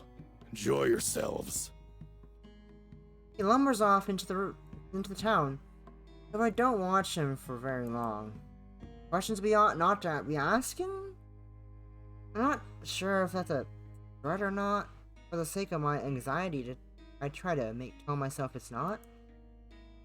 I join Tara on the bench, doing my best to avoid the puddles of snow. That was something. It really was something. That's putting it nicely. I don't know what that was either. Maybe Tara's right. It was something. You get it all? Yeah. He taps 2 fingers against the camera in my hand. Of course. All 2 uncomfortable minutes. Oh yeah. I wasn't given a lot to work with there. Yeah. I replayed the recording with Tara leading over to watch along with me. It's not any less awkward the second time though. Well, we already knew we need to talk to a few different people. Just got unlucky on the first one. Surely. Know what I mean? Yeah, surely. Tara stands up but I remain seated. Still need another minute? I don't say anything. I'm trying to think of what to say. Hello, Earth to Maddie. Please respond. I'm thinking. My voice is too harsh and snappy. We both know it. I play through the clip again, this time without Tara watching. The thing still seems off to me, and it's not just the gruffy way he left. Look, we knew Morgan was a bit weird. All of our fans are weird. That's why they're our fans. In a tiny little town like this, of course anyone who's different is gonna have a reputation. That doesn't make Morgan a bad person. I'm not saying she's a bad person. I didn't say anything. But if you had to ask, I'm sitting here thinking that it's really freaking shady that a guy just guessed we were here with Morgan, and then that he up and left as soon as he found out. That's not normal. That's not something that's happened to us before. Great! That means we're on the right track. If they're hiding something, then that means there's something to hide. Have you completely lost your mind? This is ridiculous, even for Tara. I can understand her wanting to give Morgan a chance, but you actually buy into her nonsense? Tara nods and looks down at her feet, brushing some snow off her shoes. It's only been a couple hours, Mads. He's just one old cranky geezer. Please just try to have some patience on this one, okay? For me. I checked my watch. It hasn't even been 2 hours. That only makes her more right. As much as I hate to admit it. Sighing, I place my head in my hands. Sorry, I'm still tired. It's okay. After a long moment, I stand. Wanna find somebody else? Guess we oughta. No. We traipse wordlessly through the town a bit more. I keep the camera stowed. I'll set it up when we find someone. Now that we've been burned once, I start to understand why Tara's so reluctant to speak to anyone. What once seemed like people tightening their clothes against the cold now seems more like turning their shoulders towards us. A suspicious number of folks look away from us to cough. The amount of times we pass by the same places certainly doesn't help our appearance. By now, there are a few especially chatty villagers that have seen us pass by at least 4 times. It takes about 15 minutes of looping around town before we find another candidate. A pair of girls about our age are waiting outside a shop. Inside, a third girl is talking to the shopkeeper. People our age are going to be our best bet. One of the waiting girls sips from a small mug of what I assume is coffee. She sees us and nods her head in greeting. That's the nicest reception we've gotten so far. What about them? Worth a try. This time I approach with Tara. I let her take the lead, but I follow close behind, forcing myself to smile in order to seem more approachable. Excuse me. The talking girl and shopkeeper turned towards us at the same time. The conversation snapped off immediately. Excuse me. Hey there. Hello. The girl next to her leans in to whisper something in her friend's ear, but doesn't talk to us. Hey, so my friend and I are here from out of town. We know. They both giggle to themselves. We're filming a documentary sort of thing about Eisenfeld, and I was wondering if I could ask you some questions. Eisenfeld's? Why here? What about it? Well, We're doing a video about any sort of rumors or local legends that you might have out here. Ghost stories or that kind of thing. the two girls talk to each other in low voices that I can't pick up. The quieter girl is muttering something, and the girl with the coffee is agreeing and nodding along. As one, they turn to face us again. I don't think there's anything like that out here. This isn't that kind of place. Not a single one. When you were kids, your parents didn't tell you stories about things that lived in the forest? You've never been out late at night and seen something you can't explain? We're not allowed out late at night. Right. There's a curfew. The girls go quiet, nodding to themselves, sensing a dead end. Tara changes her tactics. Do either of you know a girl named Morgan? She's the mayor's daughter. The first girl, the one with the coffee, grins at that and pulls at her companion's arm. The other girl swats her away, face is turning red. Oh, I'm pretty sure everyone knows her. She smiles devilishly at her embarrassed friend. Some of us better than others. What's she like? Why is she so famous? Infamous is the better word, I think. She isn't that bad. She's trouble and you know it. Staying out after hours, sneaking around town. She spends a lot of time out in the woods too. Sometimes overnight. What do you think she's doing out there? There's a cabin in the woods. If there's a particular conclusion we're supposed to have reached, it's lost on me. Still, it can't be a coincidence that we're two for two now on people being weirded out by Morgan. 3 for 3 if you count myself. Do you think there's something out there? The two girls blinked as if their reaction was planned. Something like what? I don't know. Harry shrugs. No idea. Like I said, that's what we're researching. I don't think you'll find anything like that here. I'm sorry, but this isn't a very interesting place. Right. Right. Your response makes me also convinced. I stride away, leaving her behind. I head into a corner between two buildings out of sight of the girls we spoke to. Sarah catches up and then leans against the wall next to me. That didn't go much better. Really, you think?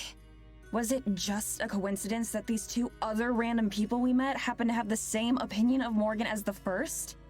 She didn't tell her mom, the mayor of the whole town, that we're going to be staying in a cabin that her mother probably owns. For a month. She rambles off stuff that makes any one of our videos look like an episode of Scooby-Doo, and then the next morning just dumps us off in the middle of the village. We haven't even been here for a day yet. We've seen our host for like an hour tops, and we were practically asleep for most of that. How am I supposed to have a good opinion of her so far? Well, yeah, she's gotta work. Come on, Mads, have a little faith. What's the worst that can happen? The lead turns out to be nothing like the other 200 times before. Some girls gossip about us, an old bum tells us to get lost. 207. And the worst part is that the whole town hates us while we're stuck here after spending thousands of dollars to cross the world. To live in a wood cabin with no phone service and barely any internet. For a month. You've got to see the problem here, Tara. Tara sighs and throws up her hands. Okay, so what? What is it that you want me to do? We're here and you hate it. I get it. So what's the solution? What is it you're hoping for here? Like I said before, let's just deal with it. Make the best of it we can, and try to have some fun. That was the whole point of this thing. It was supposed to be fun. If she's trying to encourage me, she's doing a terrible job at it. Whatever. Let's just get this over with. And this time, don't mention Morgan. If nobody here likes her, then you're probably better off not bringing her up. I can see that she wants to say something, probably argue, but then she deflates and nods. Okay, no Morgan. She goes quiet for a moment, staring off into the town. She takes a breath and sighs, visibly relaxing.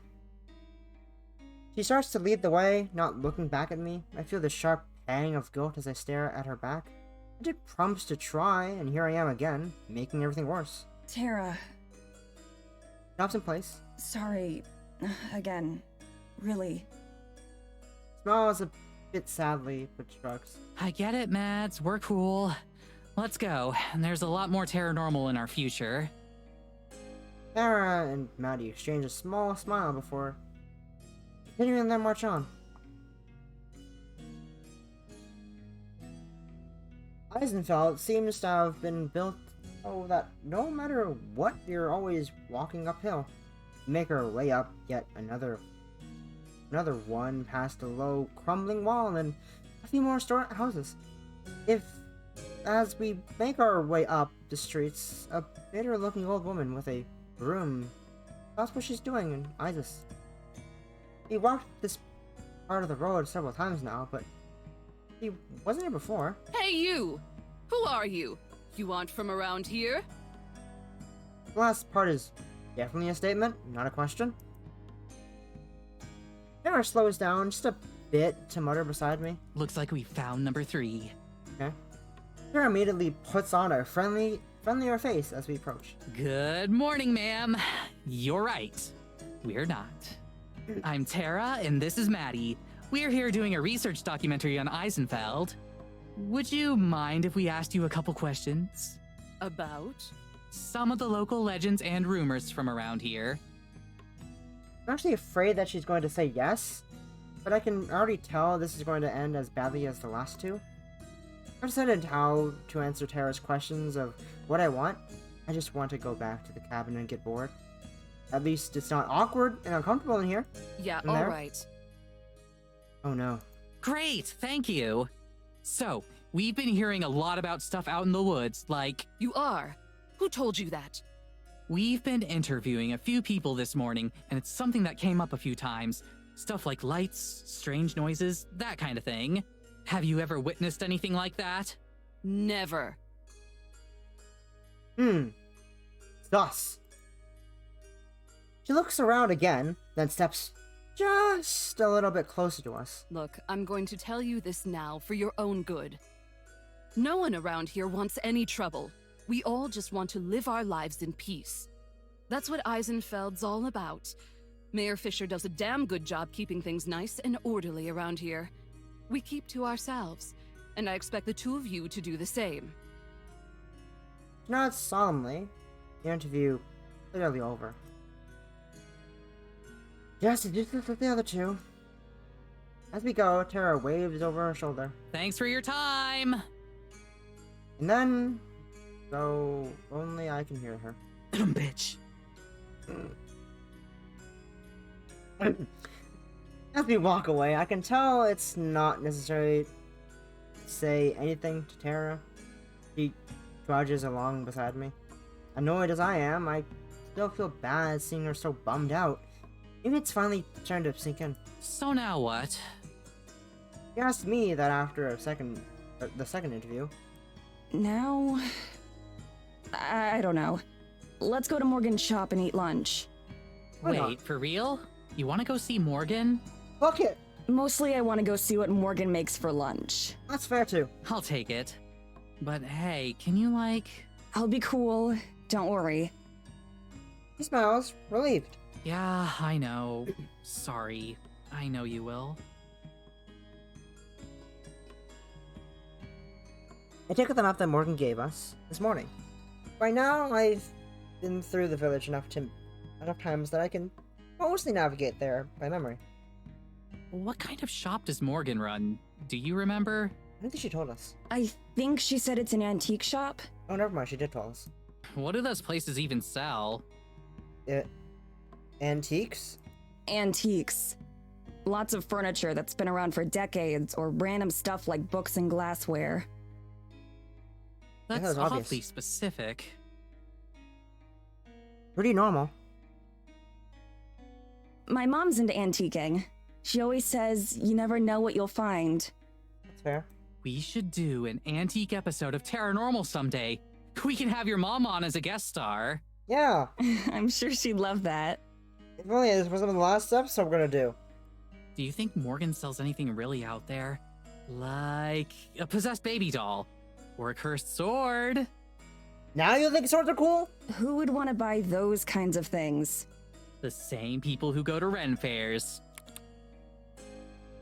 You got me, I can't help but laugh. Tara grins, enjoying the feedback. Come on, Mads. Every good horror story starts out with buying something fishy from the local antique store. Maybe she has a special section for items with an ancient prophecy about them. We're specifically trying to avoid the horror story scenarios, remember? Oh yeah. Oh, right. Yeah, I guess that would suck to live through. Yeah, it would suck. I mean, just kind of. Okay, what if she lets us interview her talking cat instead? That's like a whole episode's worth of stuff right there. Yeah, the cat. I haven't talked about that The yet. internet loves cat videos. That one could go viral. Good. That's what I'm saying. Oh, we should prep a list of questions for it before we get there, so we know what to say. Okay. Ask it which brand of cat food tastes best. We can sell the video rights to that company. Come on, I'm serious.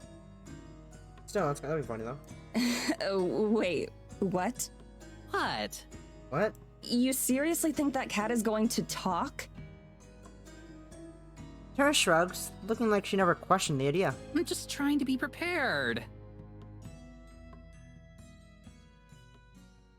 I thought she had gotten the picture after that last interview went awry, but it seemed like she's still giving Morgan some benefit of the doubt. It's not even worth arguing with her over. You'll see soon enough as it is. I check over Morgan's map again.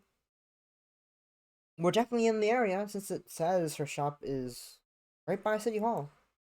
The problem is, while her map shows how to get to the general area of her shop, it didn't say which building it is, and there are several buildings that could fit. Do you think this is the place? It has to be. The last one. Sarah's stomach growled loudly, and her voice was more like a plea than an affirmation. Go check. What? Check what? Like, go check if it's her place or not. Absolutely not. I'm not going to just potentially walk into someone's home. What's the big deal? If it's not her place, we can just ask for directions. No way. Trespassing is your thing, not mine. We go back and forth like this for a while, and right before we finally decide which to settle it with rock, paper, scissors, Morgan herself pokes her head out of the door. Hey, you two. I'm in here. Hello. I'm here now, just poking my head through. For the first time since she met us in the station, I'm gently relieved to see Morgan. Morgan holds the door open, a book under her arm, and a cup of coffee in her free hand. Tara turns to me and talks in a quiet voice. Ready to uncover some ancient treasures? Lead on, Indiana. She doesn't need telling twice. Tara particularly dashes the rest of the way inside, nearly bumping into Morgan as she goes. I nod stiffly at her as I enter, more slowly. The door slams shut behind us. Morgan flips the sign on the door to closed, although it's nearly invisible from the outside. Our store looks just about how I expected. Piles of junk are strewn about chip shelves. Many items aren't displayed as much as they've been tossed and then forgotten. A thin layer of dust covers everything. Tara is already bobbing around the store, examining some worryingly fragile ceramics. Morgan passes by her and back to the front counter, where she sets down the book she was carrying. This title catches my eye. A complete collection of classic fairy tales. The book looks extremely old. I wonder if it's an item for sale here. So, are you done looking around town? If she has any guess what kind of responses we got today, she doesn't show it. She's still impossible to read. I've seen enough for today. Can we still take you up on that lunch offer? Sure thing. I've got something on the stove already. I figured you'd be coming over soon. Stove? Your store has a kitchen? Yeah. I have a living space set up in the back since I sleep here most of the time. Oh. Feel free to look around. I'll be back. She disappears behind a curtain leading to another room, leaving us surrounded by treasures. When the whole town feels like an antique, a rocking chair When a whole town feels like an antique, a rocking chair and a few pieces of framed farming equipment probably aren't the biggest draws. I'm surprised she's able to keep the place open. Tara's enthusiasm doesn't seem to have dimmed a bit. However, it takes time to examine each piece, turning it over in her hands like she's appraising fine art. At least one of these is probably cursed. Oh, Sure. yeah, definitely. It's probably the grandfather clock over there. No way, that's too easy. And even if it is cursed, it's probably something lame like making your toe hair grow twice as fast. But this, well... Tara takes an item off the counter, holding it closer to her chest. It's a lamp. But the stand is 3 realistic pigs standing on top of each other. The lampshade has these little piggies printed on it like a sculpture. This is the big leagues. You want a curse that's gonna last for generations? You use this bad boy. A lamp. That looks really weird. Hey, you think Morgan would mind if I brought my Ouija board in here? As she says that, she puts the pig lamp back in its rightful place, where it can't hurt anyone. I wonder how that works, actually. Like, if you bring 2 cursed objects to the same place, do the evil spirits get into a turf war? I don't know. Or do they team up to defeat humanity? I think the latter. Did you seriously bring the Ouija board again? Maybe. That Ouija board has been on every single trip with us. Besides, it fits in my suitcase. I pick up a small ornament from a shelf nearby. It's a snake made out of crystal. There's no price tag attached if I have to ask. Morgan pulls back the curtain she went through. Okay, food's ready. She comes out carrying an enormous tray that's probably also an item for sale here. On the tray there are steaming bowls of some kind of soup, as well as a pitcher of water and a loaf of bread. I set the tray down on the counter, doling out portions to each of us. Hesitantly, I take a spoonful of the soup. It's delicious. It has a rich and meaty flavor, but isn't too heavy. It's hot, but not too hot to gulp down. I dip some of the bread into the broth. That's delicious too. Everything here is definitely homemade. This is really, really good. Ah! This is amazing! Thanks. Let me know if you want more. Morgan's solidly set keeps eating, the praise barely seeming to register to her. It's a shame. That's probably the one nice thing I'll have to say to her all trip. Once she's finished, Morgan picks up her book and starts to read again, while Tara and I are still in the middle of eating. I glance over at Tara, who is very intently staring at her spoon. Not cursed. She reaches in her bowl and rattles the spoon around a bit. Can I take you up on that refill? Of course. Oh, you're so hungry. Without looking up, Morgan picks up both her book and her bowl. And heads to the back again. She emerges a moment later with a fresh serving of soup, which she wordlessly sets down in front of Tara. Only after we've both taken our last bites does she finally close the book again. All done? Yeah, thanks. I'm done too. Thank you. Let me get these out of the way then. She hauls away all the dirty dishes before rejoining us at the counter. So, what are your plans for the rest of the day?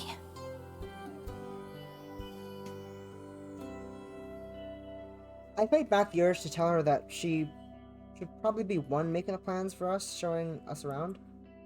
At least this way I can go back to the cabin sooner. We're still figuring that out. We hadn't got to see you much, so we decided to come over. Oh, right. I'm sorry about that. I'll take a couple days off starting tomorrow. You sure? We don't want you to miss out on any business or anything. There's no business. There aren't that many customers who come through. You're the first ones all week, and you don't even count. I'm not sure how I'm supposed to react to that, but I don't say anything. That's too bad. You've got a lot of cool stuff. I was looking around some while you cooked. I wouldn't get too excited. I just make up interesting stories for the items so they sound more entertaining. It helps pass the time. Right. Morgan says it so casually that there's no way she knows just how relieved I am to hear that. It lines up nearly with what I already suspected, that everything Morgan includes in her email is even more made up than usual, that this is all a colossal waste of time. Most likely, she's a fan of the show who wants to trick us into coming over here, and we fell for it. Hook, line, and sinker. If Tara has realized any of it, she of course doesn't say anything, but judging by the way her enthusiasm vanished, it seems like she's starting to get it. Again. Fiddling with some silver knick-knack, she looks up from the counter to Morgan. So, can we see the talking cat? As soon as Tara asks, I can see Morgan's eyes light up with interest. Her hands slide away from the book she'd been about to open. Oh no. Of course. I'm sure she'd be happy to finally meet you. Her voice wavers just the smallest bit. With what sounds like excitement, it's the same shred of emotion, the first shred of emotion I've seen detected from her since stepping off the train. I'll go get her. Just give me 1 minute. Morgan exits once more, but this time through an actual door instead of a curtain. We probably could have gotten out of here without seeing the cat, you know. Why would I want to do that? This is the pizza resistance. She doesn't even try to pronounce it right. Are you serious? Still? That hurt to hear her say that. Fuck ah. You know it's not going to act.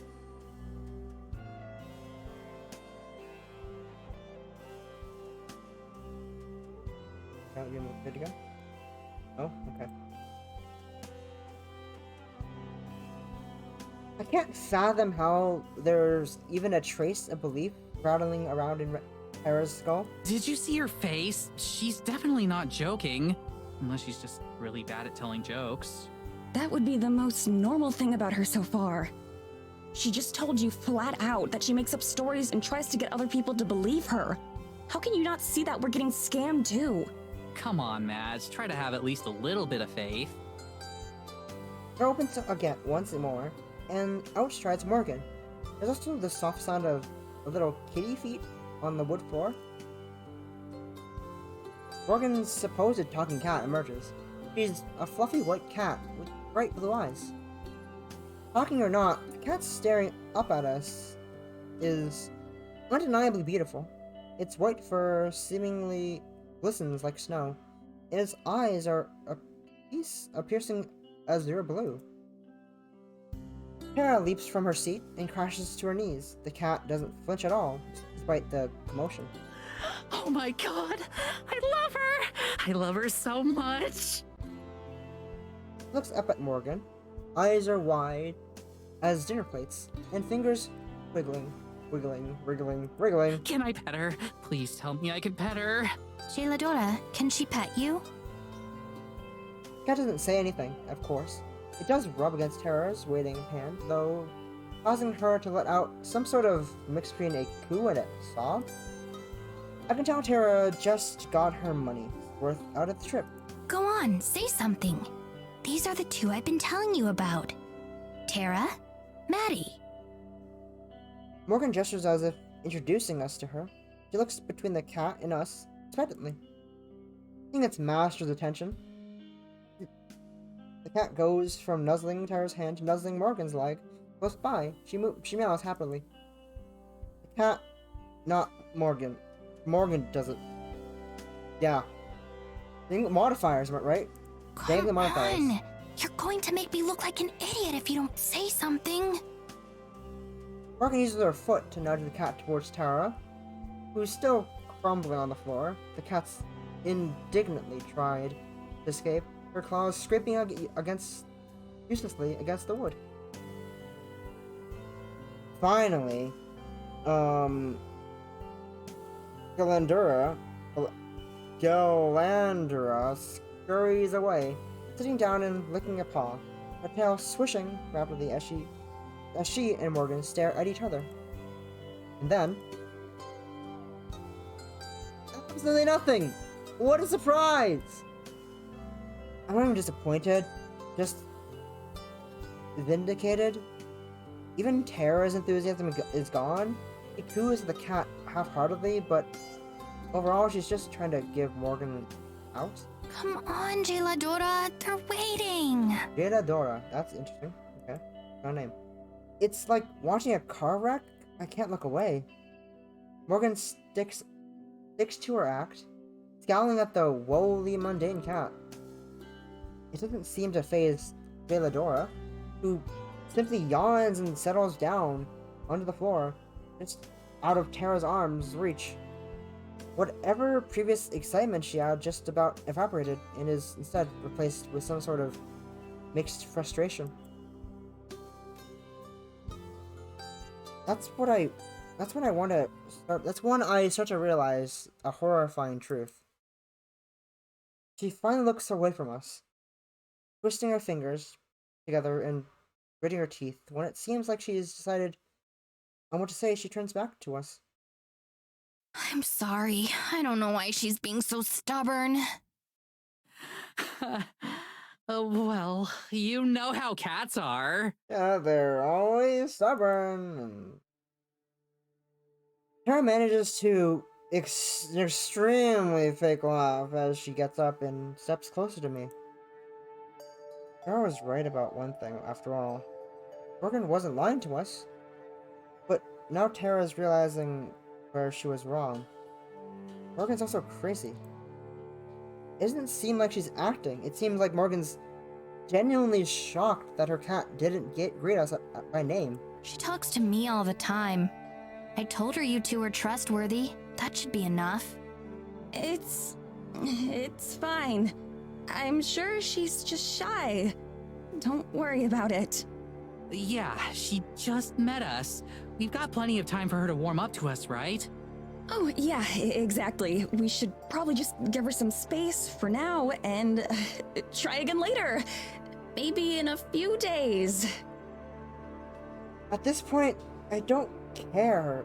It's a good thing I've played along with everything so far because it allows us to make a diplomatic exit. I guess you're right. Still, I'm sorry for the inconvenience. She'll get over herself soon enough. She glowers at the cat, who's still napping peacefully. Yeah, I'm sure. Tara steps back, away from the counter, and into the display area again. Anyway, thanks for lunch, Morgan. We really appreciate it. We, have a couple more places we want to check out today, so we'll probably head out again. Okay. Come back here when you want to ride back to the cabin. Her expression is back to unreadable. Right, sure. Thanks so much. Good to meet you, Gelato. Jayladora. Tara waves at Jayladora, whose ear twitches, but otherwise can't be bothered to acknowledge us. The heavy door slams shut behind us as we step into the cold. I wonder if Morgan will remember to switch the sign back the other way. Awkward. Outside, the wind has picked up a bit, and there are clouds starting to close in. The nice day that had been shaping us up seems like it might not happen. All right, so I'll admit that was kind of awkward for everyone involved. Great, I'm glad you can admit it. That doesn't help us any. Next time we see her, we just won't bring up the cat. Hopefully she won't either. We can just pretend it didn't happen. Next time? What do you think is going to happen next time? That she was saving the good cryptids for the second time we hang out? We can ask her about the spirit or the lights, that kind of thing. We get some spooky shots of the woods and we're golden. We are pros at making that kind of content interesting. Usually we have at least something to work with. She made it up. There is no dark side to this sleepy, boring mountain town. It's just a boring mountain town, and she pretty much straight up admitted to that. I don't get how you aren't as upset about this as I am. We just spent thousands of dollars to fly across the whole world for a month. And the person who invited us out here is either a liar or a lunatic. It's only been a day, Mads. We've only seen a fraction of what there is to see around here. Just give it some time, all right? It's been a day, and look where that got us already. Literally every single person we talked to told us to stay away from Morgan, and then we saw it for ourselves. How are you not pissed off about this? Tara shrugs. Don't you think you're being a bit harsh on Morgan? She's been super cool with us. Like, okay, yeah, the cat thing was weird, but it's not like she tried to hurt us or anything. I start to shake my head, forcing myself to cool off. I keep getting too worked up over this. I can't tell if Tara's being intentionally stubborn or what. But technically she's the one who bankrolled this whole trip, and I'm still getting paid for my time here. So if she's not upset about wasting all of that, then fine. I'll meet her at the train station in a month and do what she wants. I don't need to get so bent out of shape. Okay, you're right. Maybe she's fine. Anyway, I'm gonna go back to the cabin. Are you coming with me? Wait, already? Yeah, I've got enough to get started. Plus, I need to unpack. Oh, okay. You gonna ask Morgan to hitch up the carriage? No, it's fine. I'll walk. The whole way? You sure? Yeah, I seriously don't think I could get lost in this place anymore. But we're going to the forest. She seems uncertain, probably because of my sudden mood swing. Okay, I'll probably do another lap around the village. Maybe get Morgan's input on some stuff. Okay. See you later then. See ya. I turn and walk away so I don't have to see her staring like a lost puppy. She'll get over it. As I head through the town and back towards the path that will lead me to the cabin, I walk fast and look down for most of the way. Nobody tries to stop me or talk to me, and if anyone's staring, then I don't catch it. The trip back to the cabin is easy, even though it takes me half an hour on foot. If nothing else, I should be in pretty good shape from all the walking by the end of this trip. I spend the whole walk fantasizing about home, my comfy bed, my film collection, our cat BT. Well, technically he's Tara's cat, but I take care of him most of the time. Speaking of cats, I wonder how Tara will explain to Morgan why she's on her own. Well, that's her problem, not mine.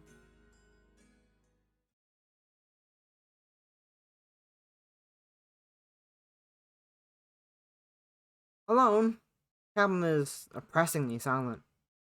I turn on the heater, practically just for the white noise. Partially. Soon the rumbling fills the air. I grab an apple from the small bowl of provided food and then head into my bedroom, setting up my laptop in bed next to me. I usually try to watch a film a day, but that's difficult when I'm traveling. Now's the perfect time to catch up, though. I put up my library and start scrolling through, looking for something I haven't seen before. Ideally a comedy, or at least something with a happy ending. I've just gone through the L's, and when there's a knock at the front door. I nearly dropped my apple. Who would be knocking?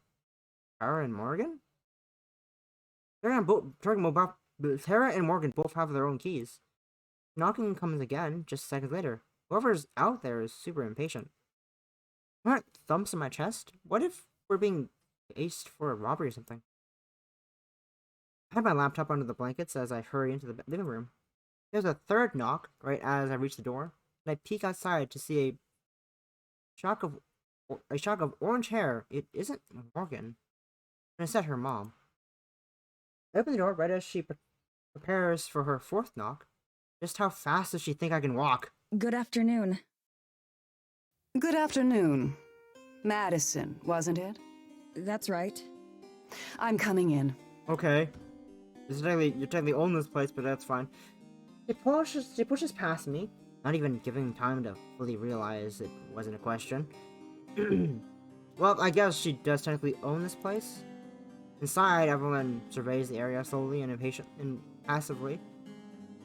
as if judging our pace and luggage and belongings. How can I help you? I wanted to make good on our promise from last night to talk. Please, have a seat.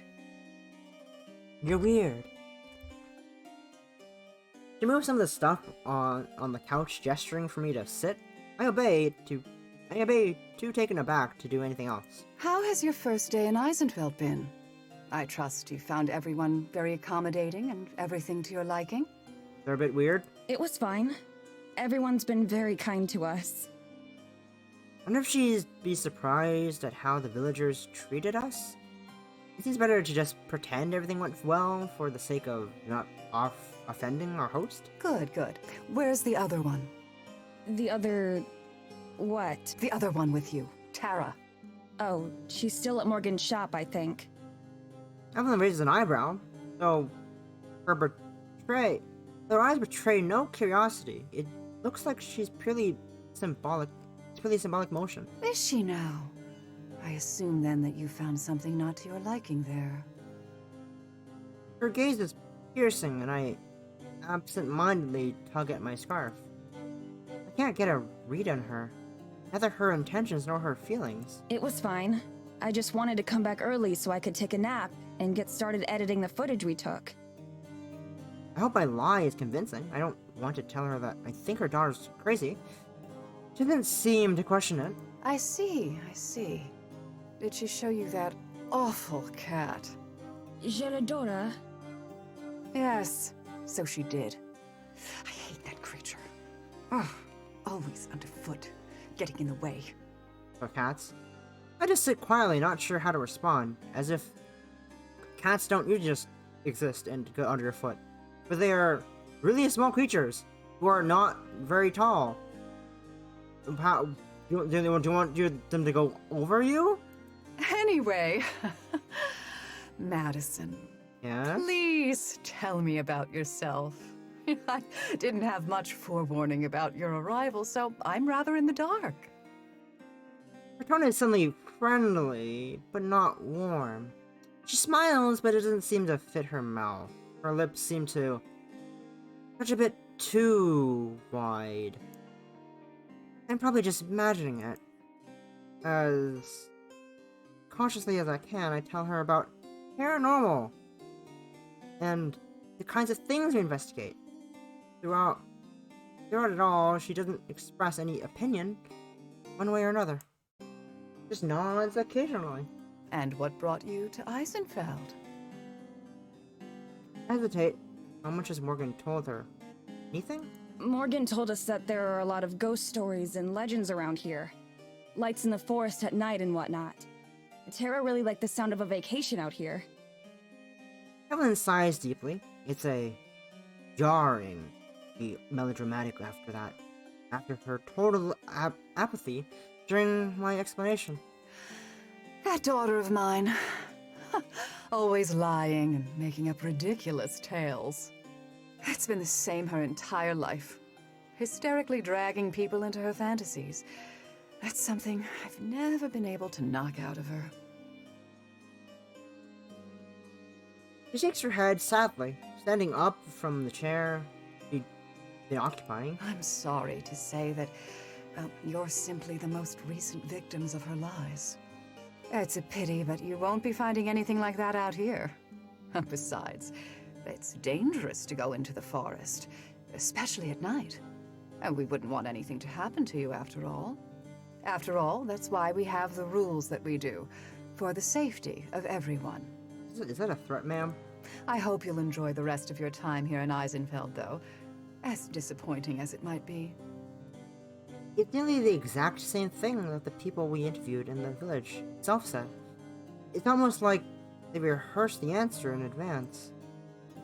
With long, deliberate strides, Evelyn crosses the living room to the front door. I'm sure I'll see you again. Okay. She doesn't wait for me to respond, she just leaves, the door slamming shut behind her. I sit in silence for a while, unsure what to make of it all. So Morgan's own mother thinks she's as ridiculous as I had suspected the whole time. That's pretty damning. Though I doubt it will change Tara's mind about anything. I'll just have to let her know when she comes here. Home. I stand up and head for my bedroom, passing by the chair that Evelyn had been sitting in. As I go for a moment, I swear that the breeze, frigid and cold. At the moment the thought crosses my mind, the sensation is gone, like over there. Shivering, I return to my warm bed, lapped up into a long overdue break.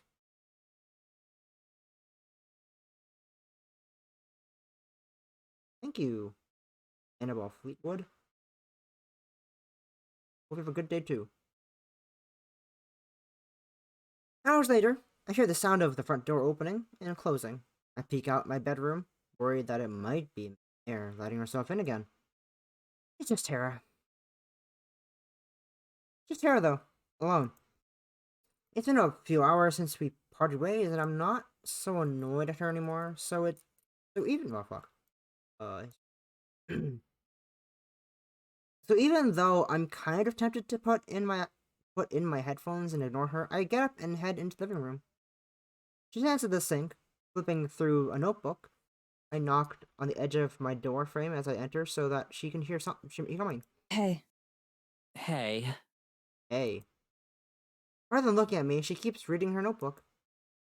Well, pretending to. There's no way she could actually be reading as fast as she's turning the pages. I said not to call her on that. No point in starting another fight. How'd it go? About the same. Is that Same. good or bad? Doesn't respond. She must really be upset about this morning. It's not like she's being unreasonable. Now that I've had some time to rest and recuperate, I feel kind of bad about being so harsh towards her and Morgan. Morgan's mom came by earlier. That gets her attention. She dusts the book and turns around. Gotcha. Really? What for? Just wanted to introduce herself. I told her a bit about who we are and what the show's about. What did she think? I don't know. She didn't really say much. She was really weird. Like in a different way than Morgan. She seemed really intense, I guess. What I mostly remember is how she was glaring the whole time. It never seemed like she was anything other than angry about something. Smugly, Tara holds up the notebook and it was just perusing. I know you're gonna call BS, but Morgan was telling me a lot of stuff about her mom. Like, some seriously crazy stuff. You wanna read it? Sure. Jeff reads the notebook. It hangs limply, a giant frown in the air. She's used to that thing for so long that it's lost all its rigidness. I shake my head. I'll take your word for it. I've heard enough crazy stuff from Morgan for one day. I don't need to hear theories on how her mother is actually the spawn of Satan or something. Figured. Make any progress with the new vid? Not really. We're gonna need more footage before there's enough to really get started. That mean you're coming with us from now on, or what? Yeah, I will. Sorry for being bitchy earlier. Again. Don't sweat it. Juxtapose. Just make sure to bring your A game. I roll my eyes, but I'm smiling. Even though we bickered a lot, I'm truly grateful that it's always easier. It's easily patched up. Yeah. I can't promise that I'll buy into a word of what Morgan says, but the least I can do is try to be polite about it. The tension resolved, Tara yawns and flips her notebook at me. All right, well, I'm gonna hit the hay soon. What about you? I'll probably watch a film first. I'm not that tired yet. Wait a second as I just turn on some lights. Okay.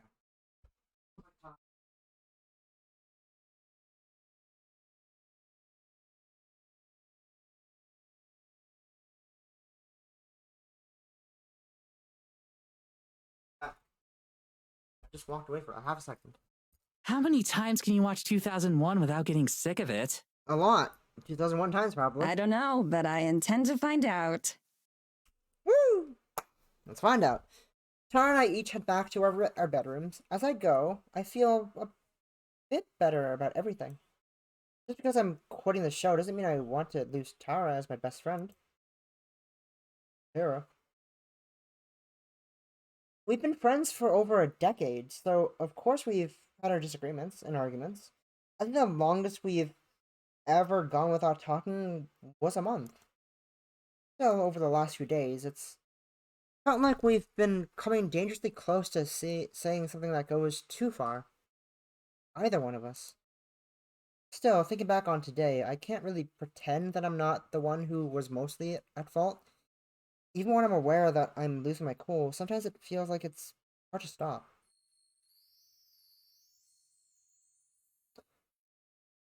Tara totally has it coming though, at least some of the time. From now on, I'll be better. I won't let myself be as obnoxious as I was today. For everyone's sake. I climb into my bed, sit on my laptop, getting comfy. In the dark, with my headphones. It didn't take too long to immerse myself in the familiar feeling of a film that I love. That's what I appreciate about movies, no matter the circumstances. They can help you escape. My eyes are getting heavy, and I pull the blanket up to my chin. The computer is balanced in just the right spot to not fall off the bed. All the things considered, it's It's a cozier setup than I could have hoped for from a cabin out here. Sure, the Wi-Fi is bad, but it gives me an excuse to catch up on my backlog. Everything's perfect. Fall asleep. Instead of something knocking on my window makes me leap up. That's past midnight. There shouldn't be anyone here. Maybe it's a bird or a squirrel or something? From where I'm lying, I'm not able to see. Should I yell for Tara? No, not until I know what it is. It's just some wildlife, as it probably is. As is probably the case, she'd never let me live it down. Still, my heart pounds as I slam my laptop shut, killing the only source of light without it. The room is pitch black, dark enough that I can't see what's at the window, but hopefully it can't see me either. If it turns out to be just a lost rodent or something, I'm gonna feel real stupid. I stalk over to the window, preparing to cut and run if I need to. Slowly, I raise myself up eye level. Hey. Morgan is pressed against the window pane, looking into my room with one hand resting against the glass. You have a minute? God damn it. The tension drains out of me, replaced immediately with exhaustion. I should have known. You couldn't knock? I did. I rub my temple on Sai. She's technically correct. The worst kind of correct. Okay, I guess I have a minute. But if you're going to come in and talk, please use the door. Of course. I'm not going to climb through the window. Calling me shocked. I head in the living room and hesitate in front of the tower's door. After I knock, knowing her, she's probably already asleep. I've always been jealous of her ability to pass out instantly. I decided to leave it up to Morgan. There must be reason she knocked on my window, not Tara's.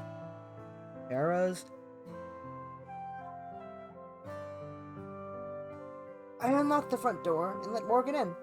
She's waiting with a thermos of coffee in her hands, as usual. Sorry to bother you. I know it's late. It's fine. I was still awake. Not for much longer, ideally, but I keep that to myself. Were you working on the video? Nah, just watching a film before bed. Can't do much until we have more footage, and even then I left most of my setup back in the US.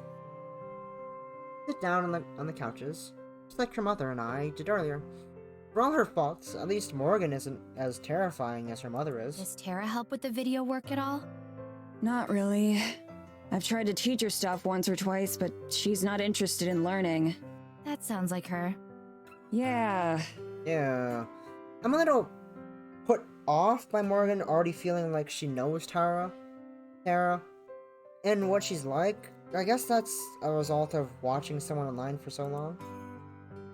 Parasocial! You need to log off! You start to think you know what they're like, even though you only ever see one side of them. Okay, you pull up a thing on sound to find it properly though.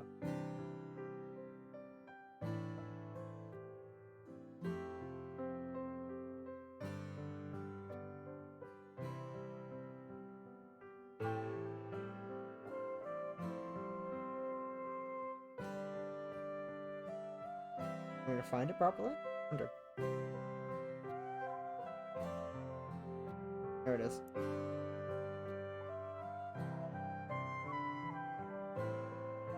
Jesus Christ, parasocial! You need to log off! Jesus Christ! Parasocial! Anyways. We get it a lot, so I'm kind of used to it. Sometimes it just becomes a bigger problem though. Some people think that they're entitled to us acting a certain way because they've seen it online. Fortunately, Morgan hasn't been that way at all. Yet. I do wish that she would get to the point of why she's here though, but instead she gets up and heads to the kitchen area, retrieving a coffee mug from the cabinet without even turning on the lights. I twist around to watch as she pours some of the coffee from her thermos into the mug, then loads that into the microwave. Must not be really effective. At least she's polite enough to make sure the microwave door doesn't slam. She leans against the counter, barely visible to me. Tara told me that you're leaving the show after this trip is over. Yeah, of course she did. I must have made a face because Morgan clears her throat loudly. Sorry, was it supposed to be a secret? Nah, it's fine. But yeah, that's the idea. I'll go back and finish school. I see. That's a shame. I know you hate when it happens, but I've always enjoyed the moments where you're on camera. Thanks. I'm just camera shy. Ironic, I know. She's yanked me on screen enough times that I'm a bit used to it by now, though. Morgan hits the stop button on the microwave a second before it dings. She retrieves her coffee and returns to the couch. But I guess that's why things seemed a bit tense between the two of you, right? Before I can answer, she shakes her head. Actually, sorry. That's none of my business. You're fine. It's that obvious, huh? A bit. You seem tense whenever I see you. That's actually the main reason I came by. I promise it wasn't just to be nosy. I was starting to wonder. I came by to say that I'm sorry. I know that you're also uncomfortable around me. She does it so nonchalantly, as if she was telling me about the weather. I bite my lip. I mean, she's not wrong, but I don't want to just say that. It's okay. You don't have to spare my feelings. I guarantee I've been called worse than whatever it is you're thinking. It's just that I'd sleep better tonight if I cleared the air between us first. She takes a long sip of coffee. That should be hard enough to scald her mouth. I can't fathom how she could sleep at all, or is she even if she needs it any? I mean, needs to anymore. It's nothing like that. Nothing personal, really. I'm just a cynic, I guess. If it makes you feel any better, I'm the same way for pretty much every episode. You just get the behind-the-scenes experience this time. Morgan shrugs. I can't blame you for thinking I'm crazy or full of shit. But I can promise you that I'm not stupid. And it's you're stupid. It takes me a beat to realize that was a joke. It's fine. I'm always the skeptical one out of the two of us, after all. There's just a lot going on, like you heard. So I'm sort of a mess all around right now. It's not your fault. I half laugh. At least not entirely. She smiles thinly, seeming to appreciate my bluntness. To be perfectly honest, you weren't really what we were expecting either.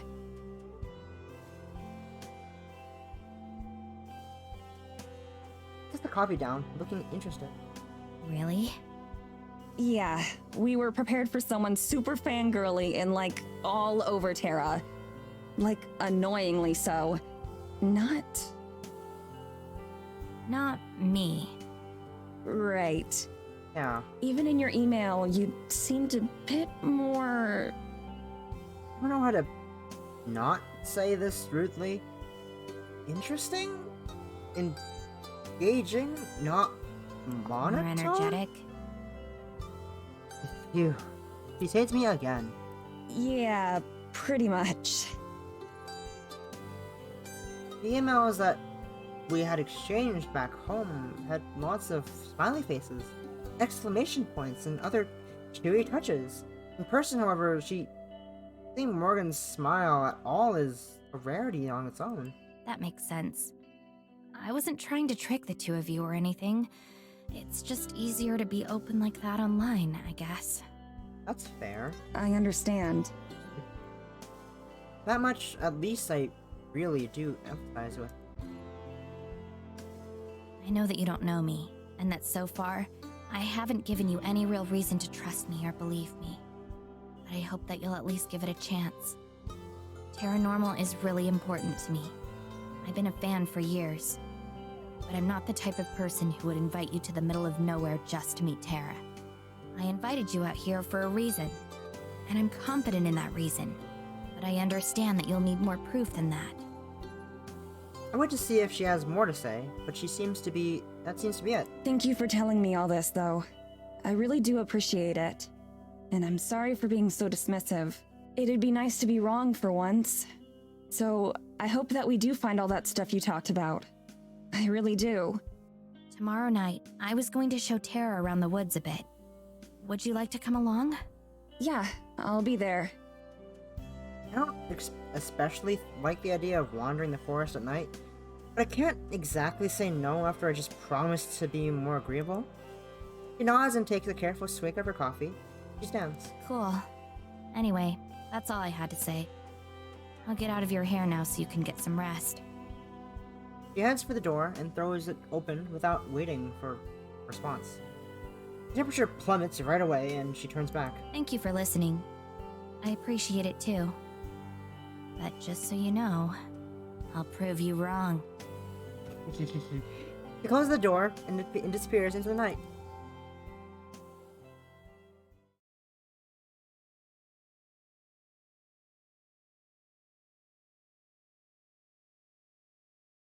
We head to the appointed meeting spot right at the turn of the hour. Even during the day, the forest felt hostile and foreign, but now at night, it's downright scary. Each rattle of a branch is a demon's footstep.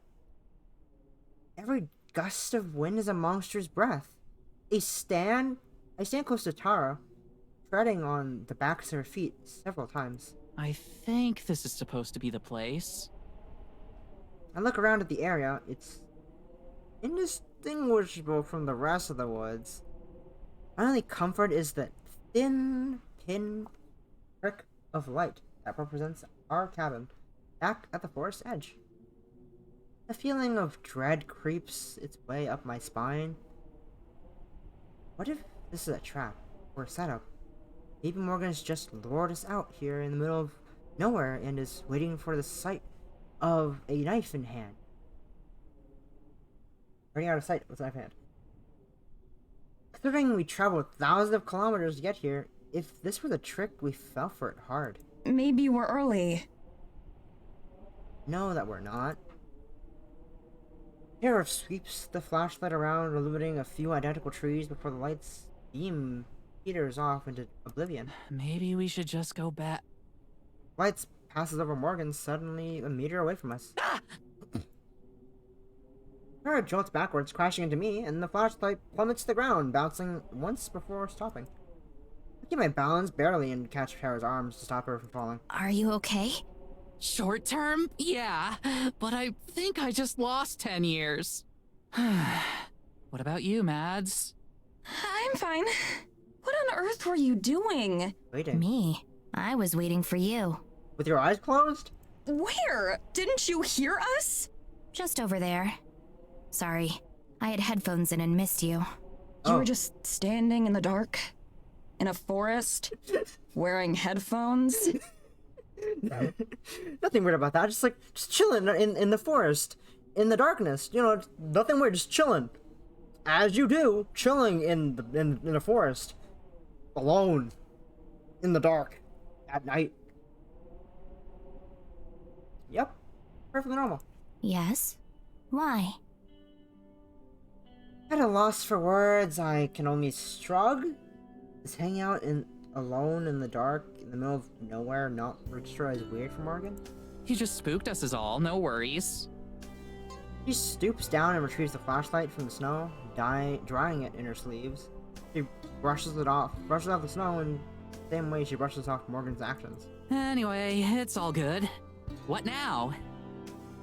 Morgan turns and faces the trees, shining her flashlight across them. I thought we could walk around a little. It might help you to get a better feel for the area.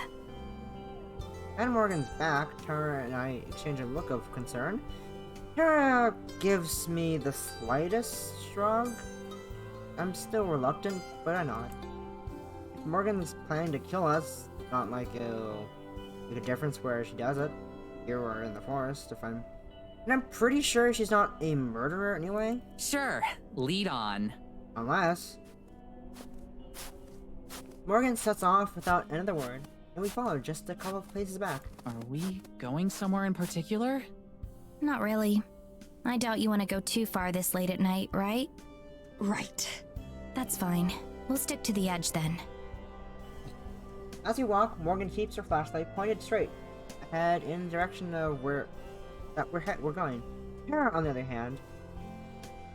on the other hand, swings hers around, looking at trees out into the abyss.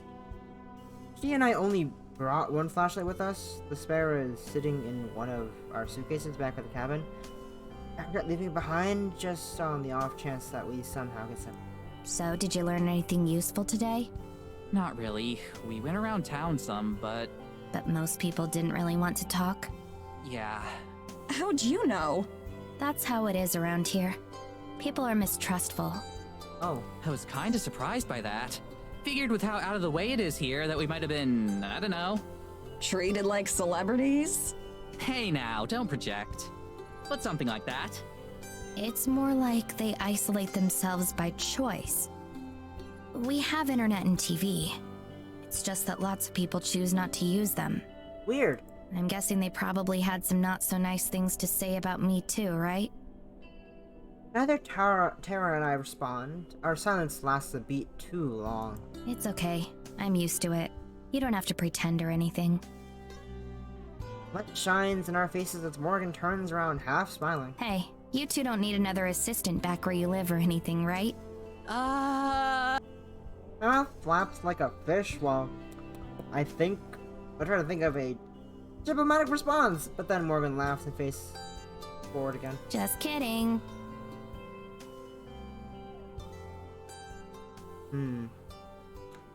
We trek on in awkward silence. I'm not even sure what we're supposed to be doing or looking for. We're just wandering in the dark. Trusting that Morgan knows how to get back to the cabin. It's cold and my feet are sore, and I'm once again regretting coming to Eisenfeld. I gently tug Tara's sleeves right by her elbow. When she looks at me, I silently gesture back towards where we came and shrug, hoping she'll get the message. Oh? She mouths. I nod. She gives a worried look over towards Morgan, who's now slightly farther away. Tara holds up 5 fingers. 5 more minutes. Thawing it out again, we hurry to catch up back to Morgan. Something wrong? Oh no, Maddie, had something in her shoe. How about? No.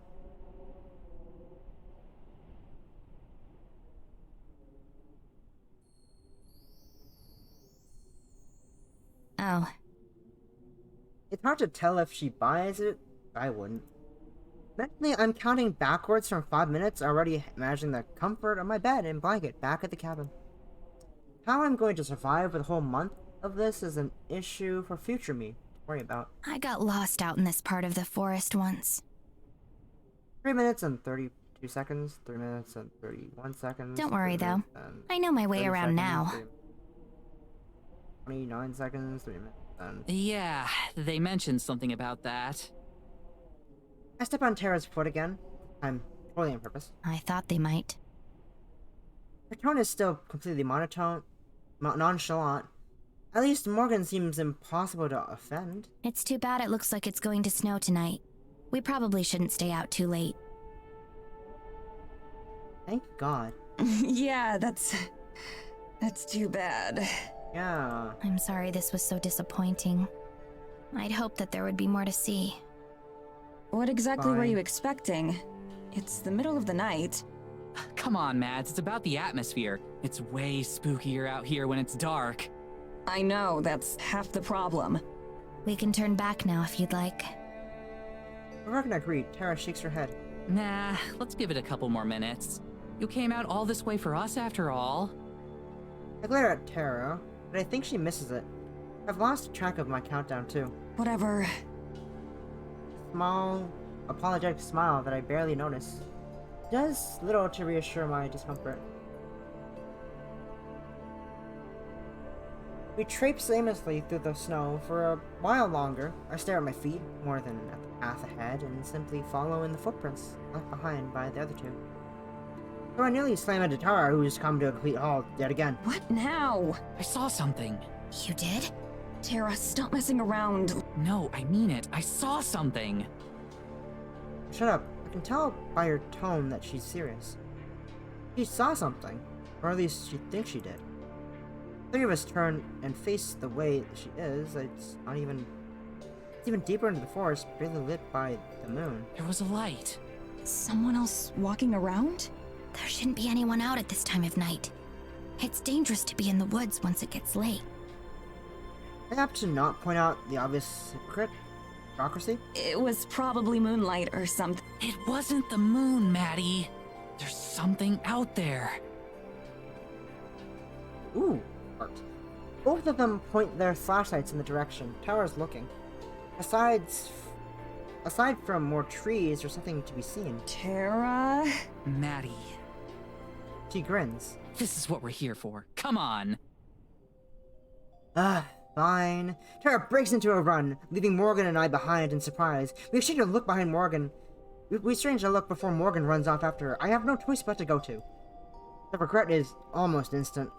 Cold knives pierce my lungs with each heavy breath. I'm not in the best of shape to begin with, and the snow boots don't make things even easier. The only consolation is that we're running in a straight line, so it won't be hard to follow their path back. Every so often we pause to catch our breath. The pace is catching up to Tara too. She has to fight to keep her smile on, and Morgan seems unfazed by it at all. I'm about 3 seconds away from demanding that we give up. Yeah. The girls spot a mysterious pink floating light in the forest, and Tara points out at the others. Way off in the distance. Too far to identify, the source is a light. It sparkles and glimmers like a star that fell to Earth. I fall silent, the words stolen from my mouth. Then Tara points, stating what we already know. There it is!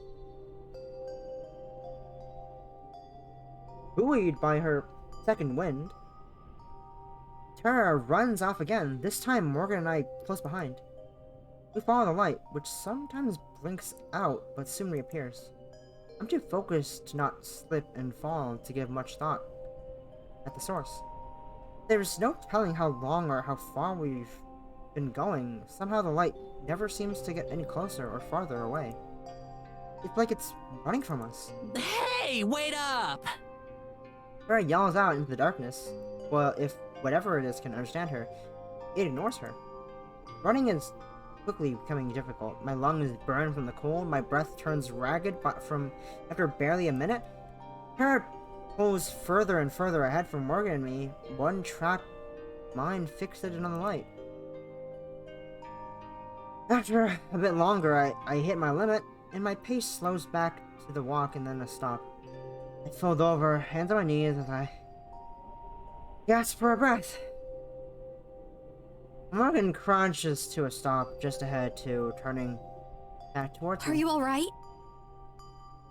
I try to respond, but I'm breathing too heavily. We better talk and just wave my hand, gesturing for Morgan to go on ahead without me, but she doesn't. Are you sure? We'll just have to stand and nod. I'm fine.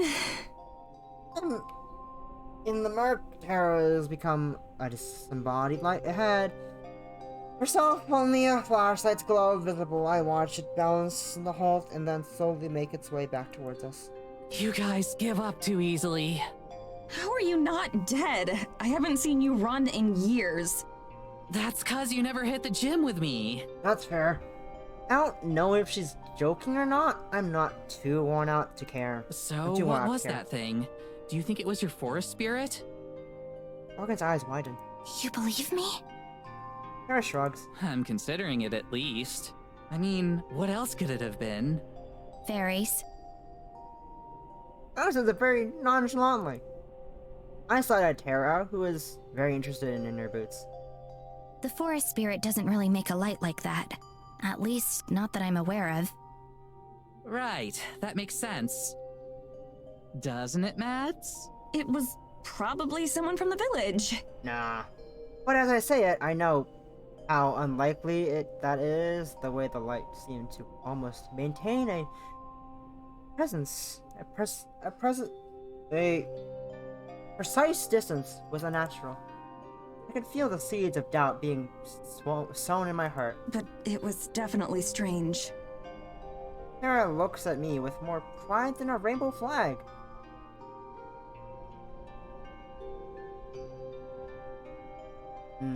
Yes. Rainbow flags. Those.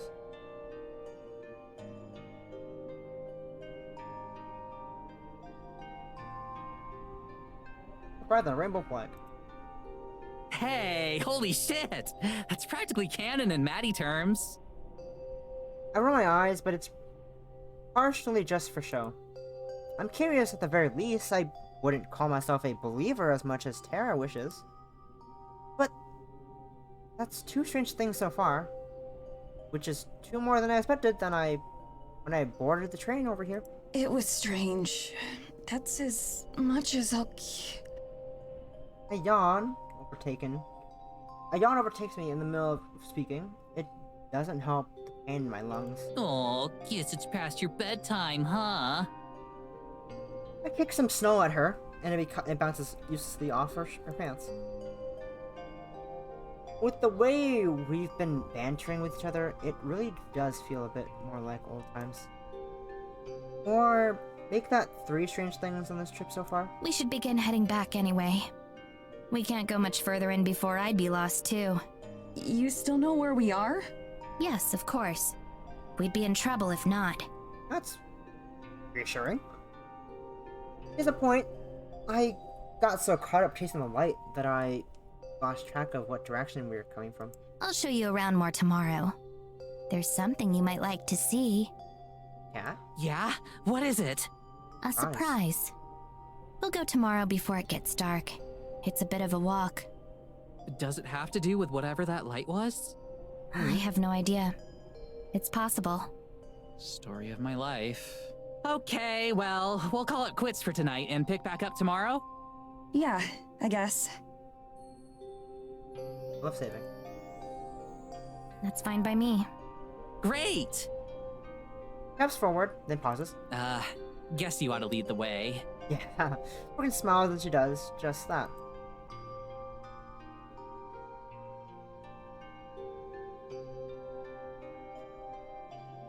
It takes only 15 minutes or so to reach the cabin. We must have added a lot of time to our trip with all the wandering we did.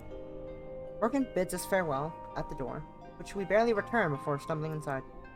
I'm halfway out my boots by the time Tara's inside. Guess you're not staying up late then. I'm out like a light the second I hit the bed. Tara grins, but it's briefly. Right. My hands are on the doorknob when Tara clears her throat. Hey, thanks for, chasing after that thing. I appreciate you playing along. My hands linger on the door, poised to turn. Yeah, of course. Let's see what we find tomorrow. Right. Yeah. Alright. Good night. Night. I quickly step in and then shut my bedroom door before Tara can say anything else.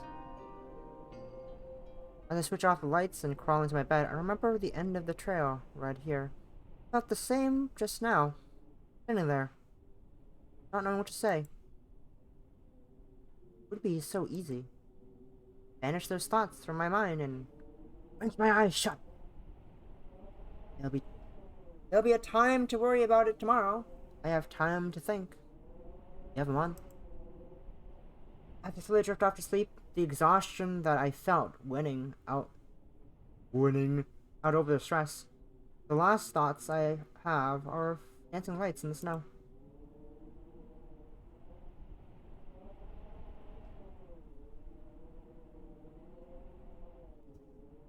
I start to fall into a bit of a routine. Every day, Tara and I get up and explore Eisenfield, or the surrounding area a bit.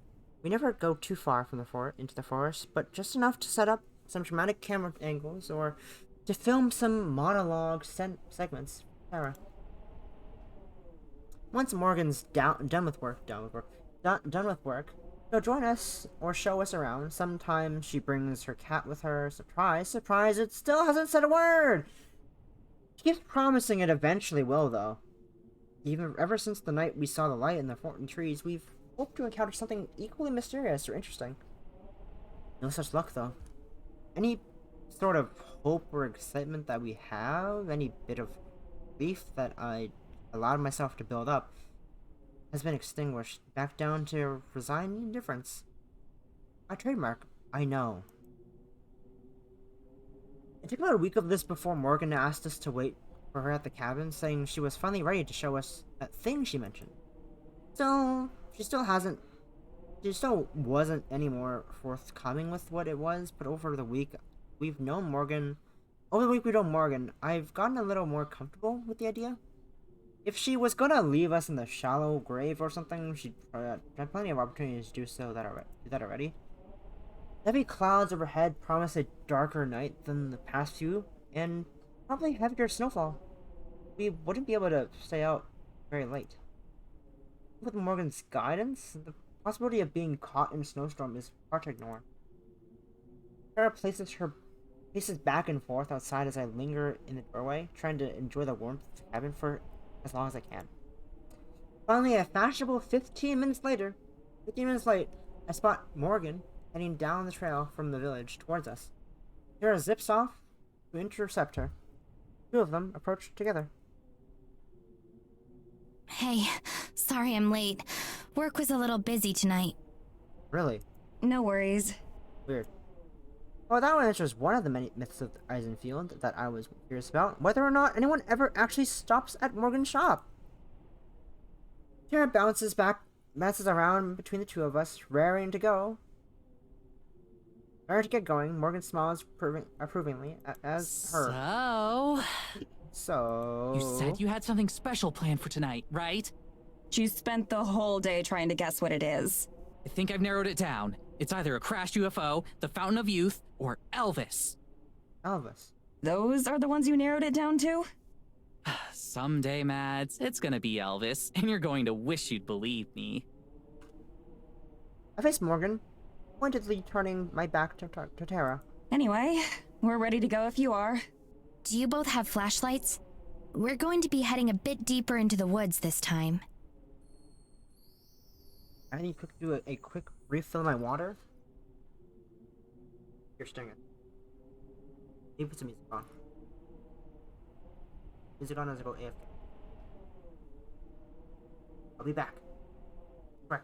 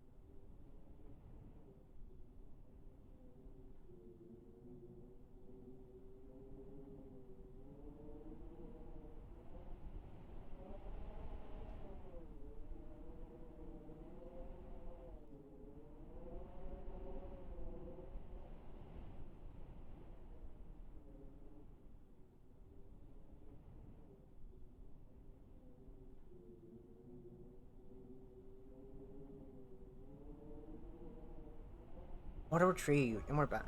Let me turn the music down, and the music off. Alright. Back to the game. We both pulled out our lights in unison. After our first venture into the forest together, there's no way I'm ever going out there without us each having a flashlight. Just having one makes me feel more self-reliant. It helps suppress my anxiety a little bit. Just a little. Great. Follow me. We circle back around the cabin and head into the woods. I've been waiting to show you two this since you got here. You're going to love it. Tara starts to vibrate again, really soaking in the suspense. As much as I hate to admit it, she just got me pretty curious too. I'm not sure what she could be keeping secret out here for so long. This isn't going to be dangerous or anything, right? Probably not. Probably. I like those odds. Those aren't odds.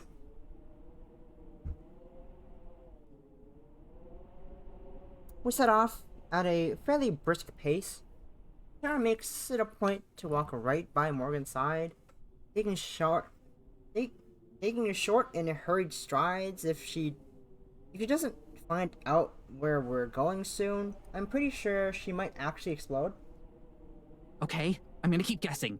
Ancient graveyard, fairy circle, satanic ritual, Sasquatch den? Close. It's a church. Oh. Tara stops, dead in her tracks. Wait, a church? Was Maddie right when she said you were gonna try to get us to join a cult? I never said that. Huh? I might have said that. You don't know that. Despite our antics, Morgan never stops or slows down. Nothing like that, I promise. It's really old. Older than any of the buildings you've seen in Eisenfeld. Oh. Fascinating. The people who built it are ancestors of the residents today. I guess they were what you'd consider pagans. They worshipped a god of the forest. Thing. Whoa. Spoopy. I expect more to the story, but that seems to be Morgan's stopping point for now.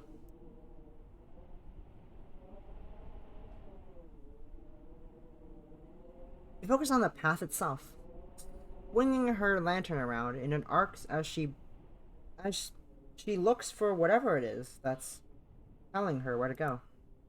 Every single tree around me looks identical, but I guess one of them is a little more special than the rest. When she sees whatever that one is, she starts to lead us on again. Does it lead us on an angle for a minute, which made no sense. I got to start fogging up a bit more as we walk. I should have insisted that Tara lay the layer up a bit more. I'd be pretty crappy friend if I let her freeze to death out here. So, to summarize, your great-great-whatevers and the rest of the villagers built an old church out in the forest to worship a giant forest spirit, and that's what we're going to see right now? Sure. Right. Have I mentioned that this is going to be the best episode of the show ever? Morgan's got Tara hanging on to her every word, hook, line, and sinker. I'm glad she's having a good time at least. No thanks to me. You said it's older than the rest of the village. Do you know how old? Centuries, at least. I don't know how many. I've done some research on the history of Eisenfeld, but none of the books really mention it. Weird. How'd you learn about it then? I found it. A lot of it comes from old journals, or other documents left behind by the people who used to live here. Parts of it are passed down as family legends, too. Oh, fun. The image of Evelyn and Morgan sitting cozily by a fire while Evelyn tells stories is one that I can't imagine actually happened. I'm not going to pry into the details of that though. You think we could take a look at those journals sometime? Maybe we could show them off on the show. Authentic first-hand accounts, or something like that. For some reason, now Morgan stops looking ponderous. I also realize that it's starting to snow. Just barely. but enough to make me bite my lip and watch the sky. I'd be happy to show you. Score! You're seriously the best. Like, thanks for doing all this. It's nothing really. Don't all your hosts do the same? A lot of them only stick around for the first day or two. Then once they realize there's a lot of filming and setting up behind the scenes, they get bored. Bruh. For all her issues, I can't deny that Morgan's been a much more gracious and helpful host than we're used to. We walk in silence for a little bit. All the while, the snow continues to fall, getting heavier and heavier. At first, I try to ignore it, but it's hard. Like always, it seems all fall to me to be the responsible one. Hey, Morgan, are you sure it's safe to keep going? It's starting to snow pretty hard. Both of them look up, as if they haven't noticed. Oh, you're right. Huh? Hmm. Now it's Morgan's. Now it's Morgan who turns around and looks back at the way that we came. I can practically hear the gears turning in her head. Hear her watches, looking anxious. Oh, she only worries if Morgan starts to look uncomfortable. It's going to get bad pretty soon. This is so matter-of-factly. At the first, the severity of her words don't register. Then every single alarm bell in my head starts ringing. What? How soon is pretty soon? And how bad? I'd say within the next half hour. Those clouds don't look good. That's an understatement. They seem to be moving almost impossibly fast. Just like that, the weather has gone from light snow to sort of a blizzard. We need to turn back then. Back to the cabin. I take a couple steps, but the fresh snow has made it harder to walk. And the trail that we left has practically obscured. We're closer to the church than the cabin. I think we should go there and wait it out. Wait it out? What if it doesn't just pass by? What if we're stuck there for days? It's better than being dead, you know. I turn around in disbelief. No shit it is! Morgan wrings her hands, looking genuinely distressed. I don't know what's going on. I don't think it was... Once again, she looks back in the direction we came from, lost in thought. We're just wasting time standing here arguing, you know. Morgan said we should go to the church, and she's the expert. I'm loath to call her an expert at this point, but Nora's right that we don't have time to spare. We're definitely in dire straits if she's the one being the voice of reason. Fine, let's get going then.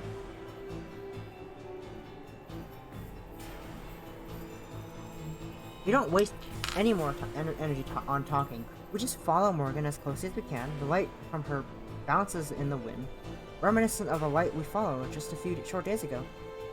I focus on it, using it as a beacon. Once it's easier to keep track than keep track of that Morgan itself. I bury my face into my scarf as much as I can, feeling the wind push against me, making it harder to walk.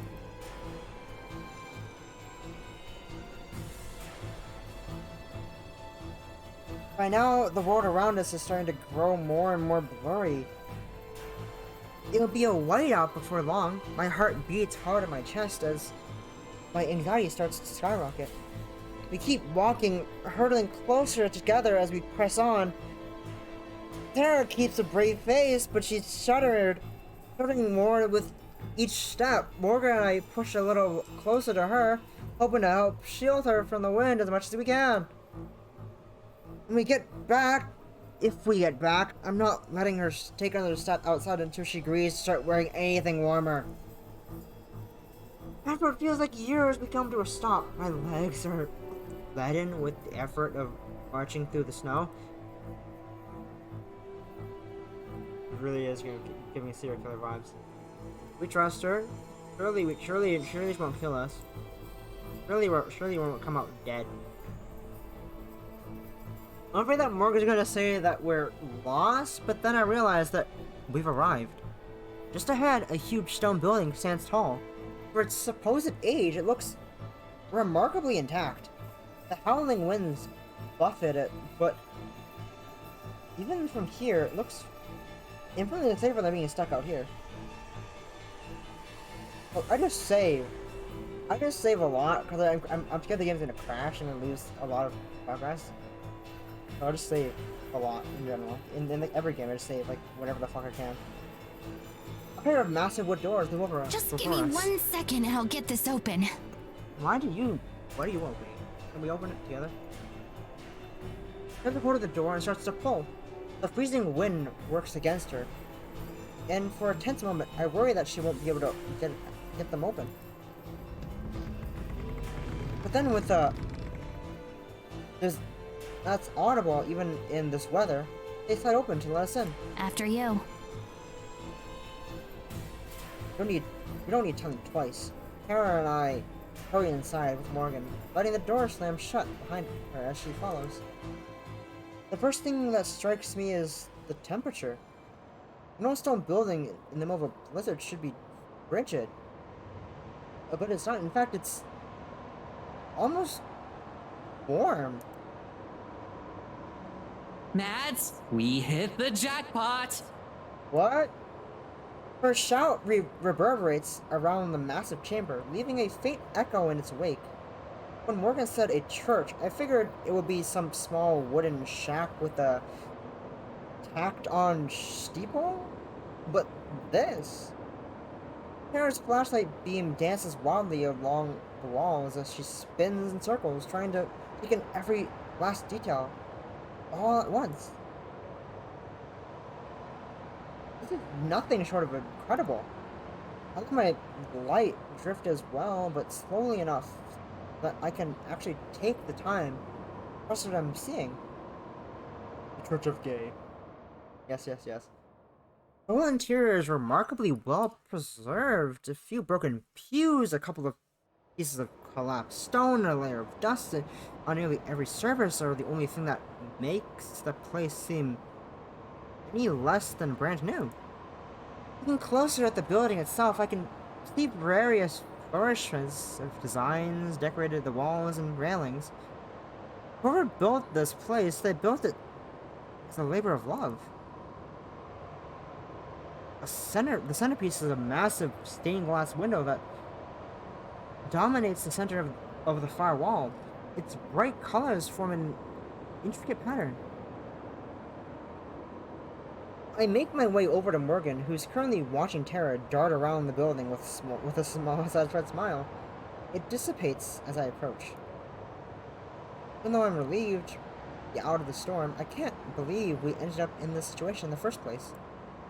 Before I can say anything, though, she beats me to it. I'm really sorry about this. I truly am. If I'd thought the weather would turn so foul, I'd have never suggested we come out here. The last thing I want to do is place you and Tara in any danger. I just wanted to show the two of you something tangible. Something different. I swallow my harsh words. Chastising her wouldn't do any good. Plus, she's right. And the weather changed that way faster than I would have expected, or even thought possible. So I just rub my shoulders, trying to massage some warmth back into them. Don't apologize yet. There's still plenty of time for us to die of starvation or something like that. I think it's more likely that we die of exposure first. Well, that's reassuring. Suddenly a beam of light swipes across my face. It comes from Tara, on the other side of the building. Hey, come check out these books! Why? Morgan and I both start to head over. By the way, how do you keep it so warm in here? I was looking for a heater or something, but couldn't find one. Didn't. It's magic, I think. You know what? I'm not even gonna argue. Fuck it. Tara's waiting excitedly next to a stack of books. That's probably a first. Check it out! The wooden shelves are warped and damaged beyond repair, but they've still retained their shape pretty well. The books that line them are in a similar condition. When I remove one, its once soft cover is cold and rigid. The text has faded into illegibility, but flipping through the pages, a few of them are still readable, or at least would be if I could understand the language. Tell me these aren't filled with ancient incantations or something. These aren't filled with ancient incantations. Or something. She holds up a book to her face and blows a puff of air towards me, filling my face with dust. I wrinkle my nose, coughing and sputtering. Hey, what the hell? You don't know what's floating around in here? You're literally the only person alive who could be in a haunted church and not care at all. She never said it was haunted, you know? And I'm sorry that I'm still a bit too shaken up over, you know, almost dying in a snowstorm. Psh, we weren't ever in any real danger, I'm sure. Isn't that right, Morgan? No, Actually, I wasn't sure we were going to make it here. Tara's eyes widen, the reality of the situation hitting her at last. And she grins! That makes this an even more badass story for the vlog. Sure. Mads, you'll have to go hard on the wind sound effects. Maybe we should set the camera outside, get some footage of the blizzard? She hurries over to where I'd abandoned the camera on one of the pews and picks it up. It's around as she frames mock shots. I open my mouth to tell her how dumb it is when a trickle of dust goes past me.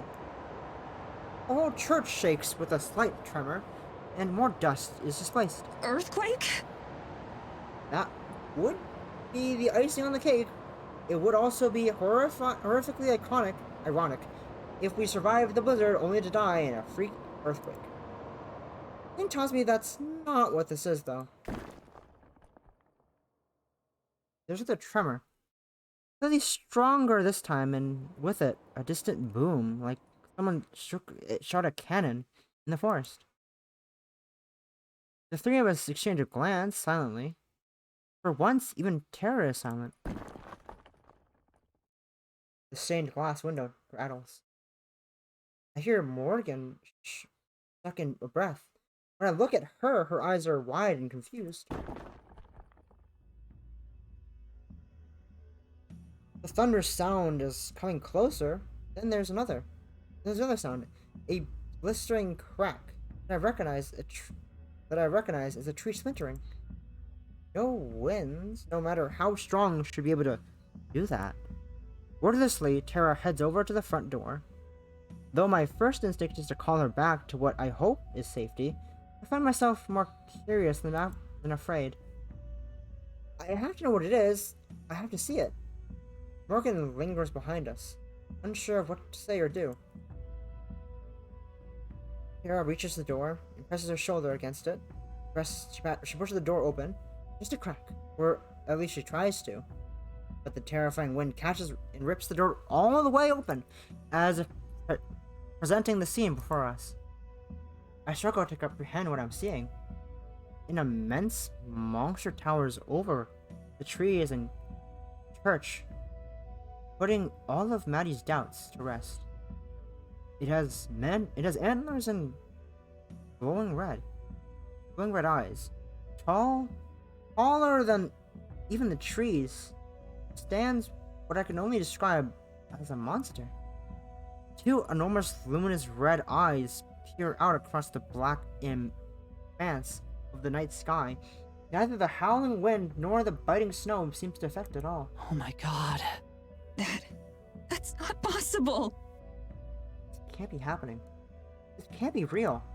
My legs are about to collapse under me. My heart drops like a rock in my chest. Every single heartbeat sends a rush of blood through my body so strong it drowns out the cacophonous storm. Sarah fumbles with the camera, her hands shaking violently, cursing, trembling, and she struggles to lift up to her face, repeatedly losing her grip as she tries to focus on that thing in front of us. I don't know how she can even have the presence of mind to do that. My thoughts are a blur as my mind goes. It does its best to process what I'm seeing. It's like the force itself came to life.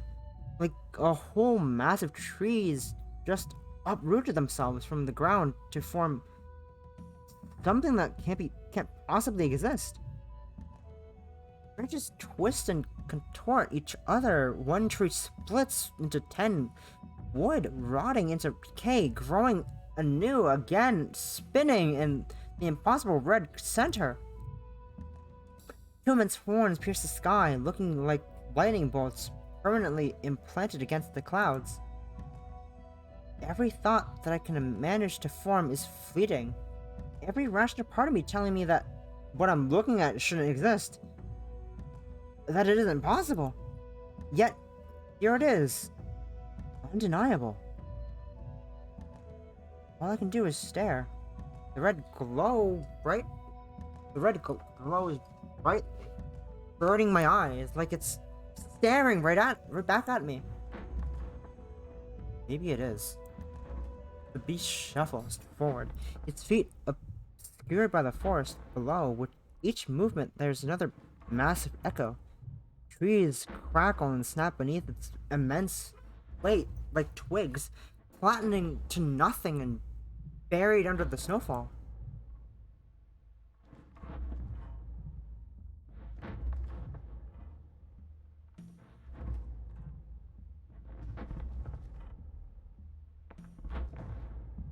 Slowly, the beast lumbers off into the night.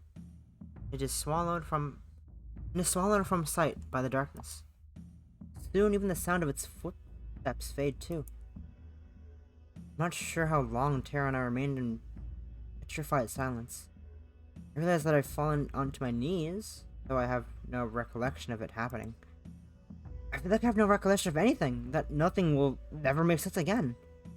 At some point, Morgan comes to my side, helping Tara and I back indoors. My whole body is numb with either shock or the cold. Perhaps both. She leads us to one of the benches that's mostly intact. I collapse down onto it, my legs still unwilling to support me. I glance at Tara. All the color is gone from her face, and she's still trembling. I probably don't look much better. For a long time, none of us know what to say. We sit, wait until long after the snow has stopped falling and morning arrives. And with that, chapter 2. And with that, I think we will end it there. Nope, stop. No. No game. Stop. I think we're gonna end it there. Ooh. Very, very interesting so far. A giant literal monster. Red eyes, love that. A maybe talking cat. We don't know yet. Cat might actually not be talking. Well, yeah. But yeah, that's fun so far. I'm interested. I'm interested in what's to come later on. So, let's see. The stream. You're welcome. Let's see. Anyone I know who I can raid. Anyone I know who's pinging on their server. Important. Who to raid? Anyone I know raid streamer right now? The answer is probably no. Not yet. 20 minutes though, someone's streaming, but I'm not gonna sit here for 20 minutes. That's a PST. That's not in 10 minutes. That's in the that's in 3 hours, 20 minutes. So okay, no, that person's not yet. So maybe let's see.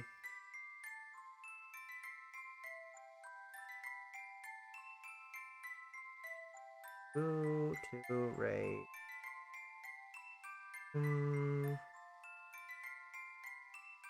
Maybe? I'm just scrolling through Twitter on my phone. Which on my phone is Twitter? Let's see.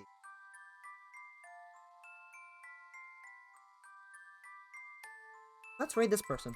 I don't know who they are. Don't know who this is. But let's raid them. So why not? Slash raid.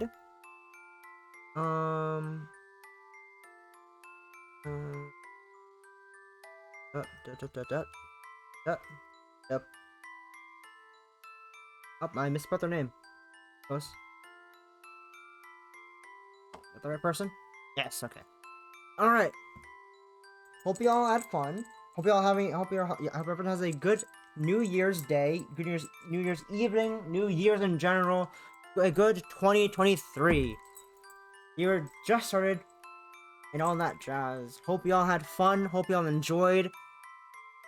Stay tuned next week, probably at a later time. Probably at a later time than this stream. Next week, we're in chapter 2 of Heart of the Woods.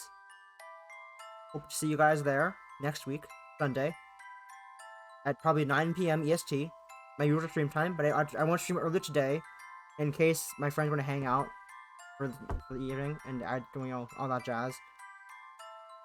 See you. I don't know how to end this. Fine.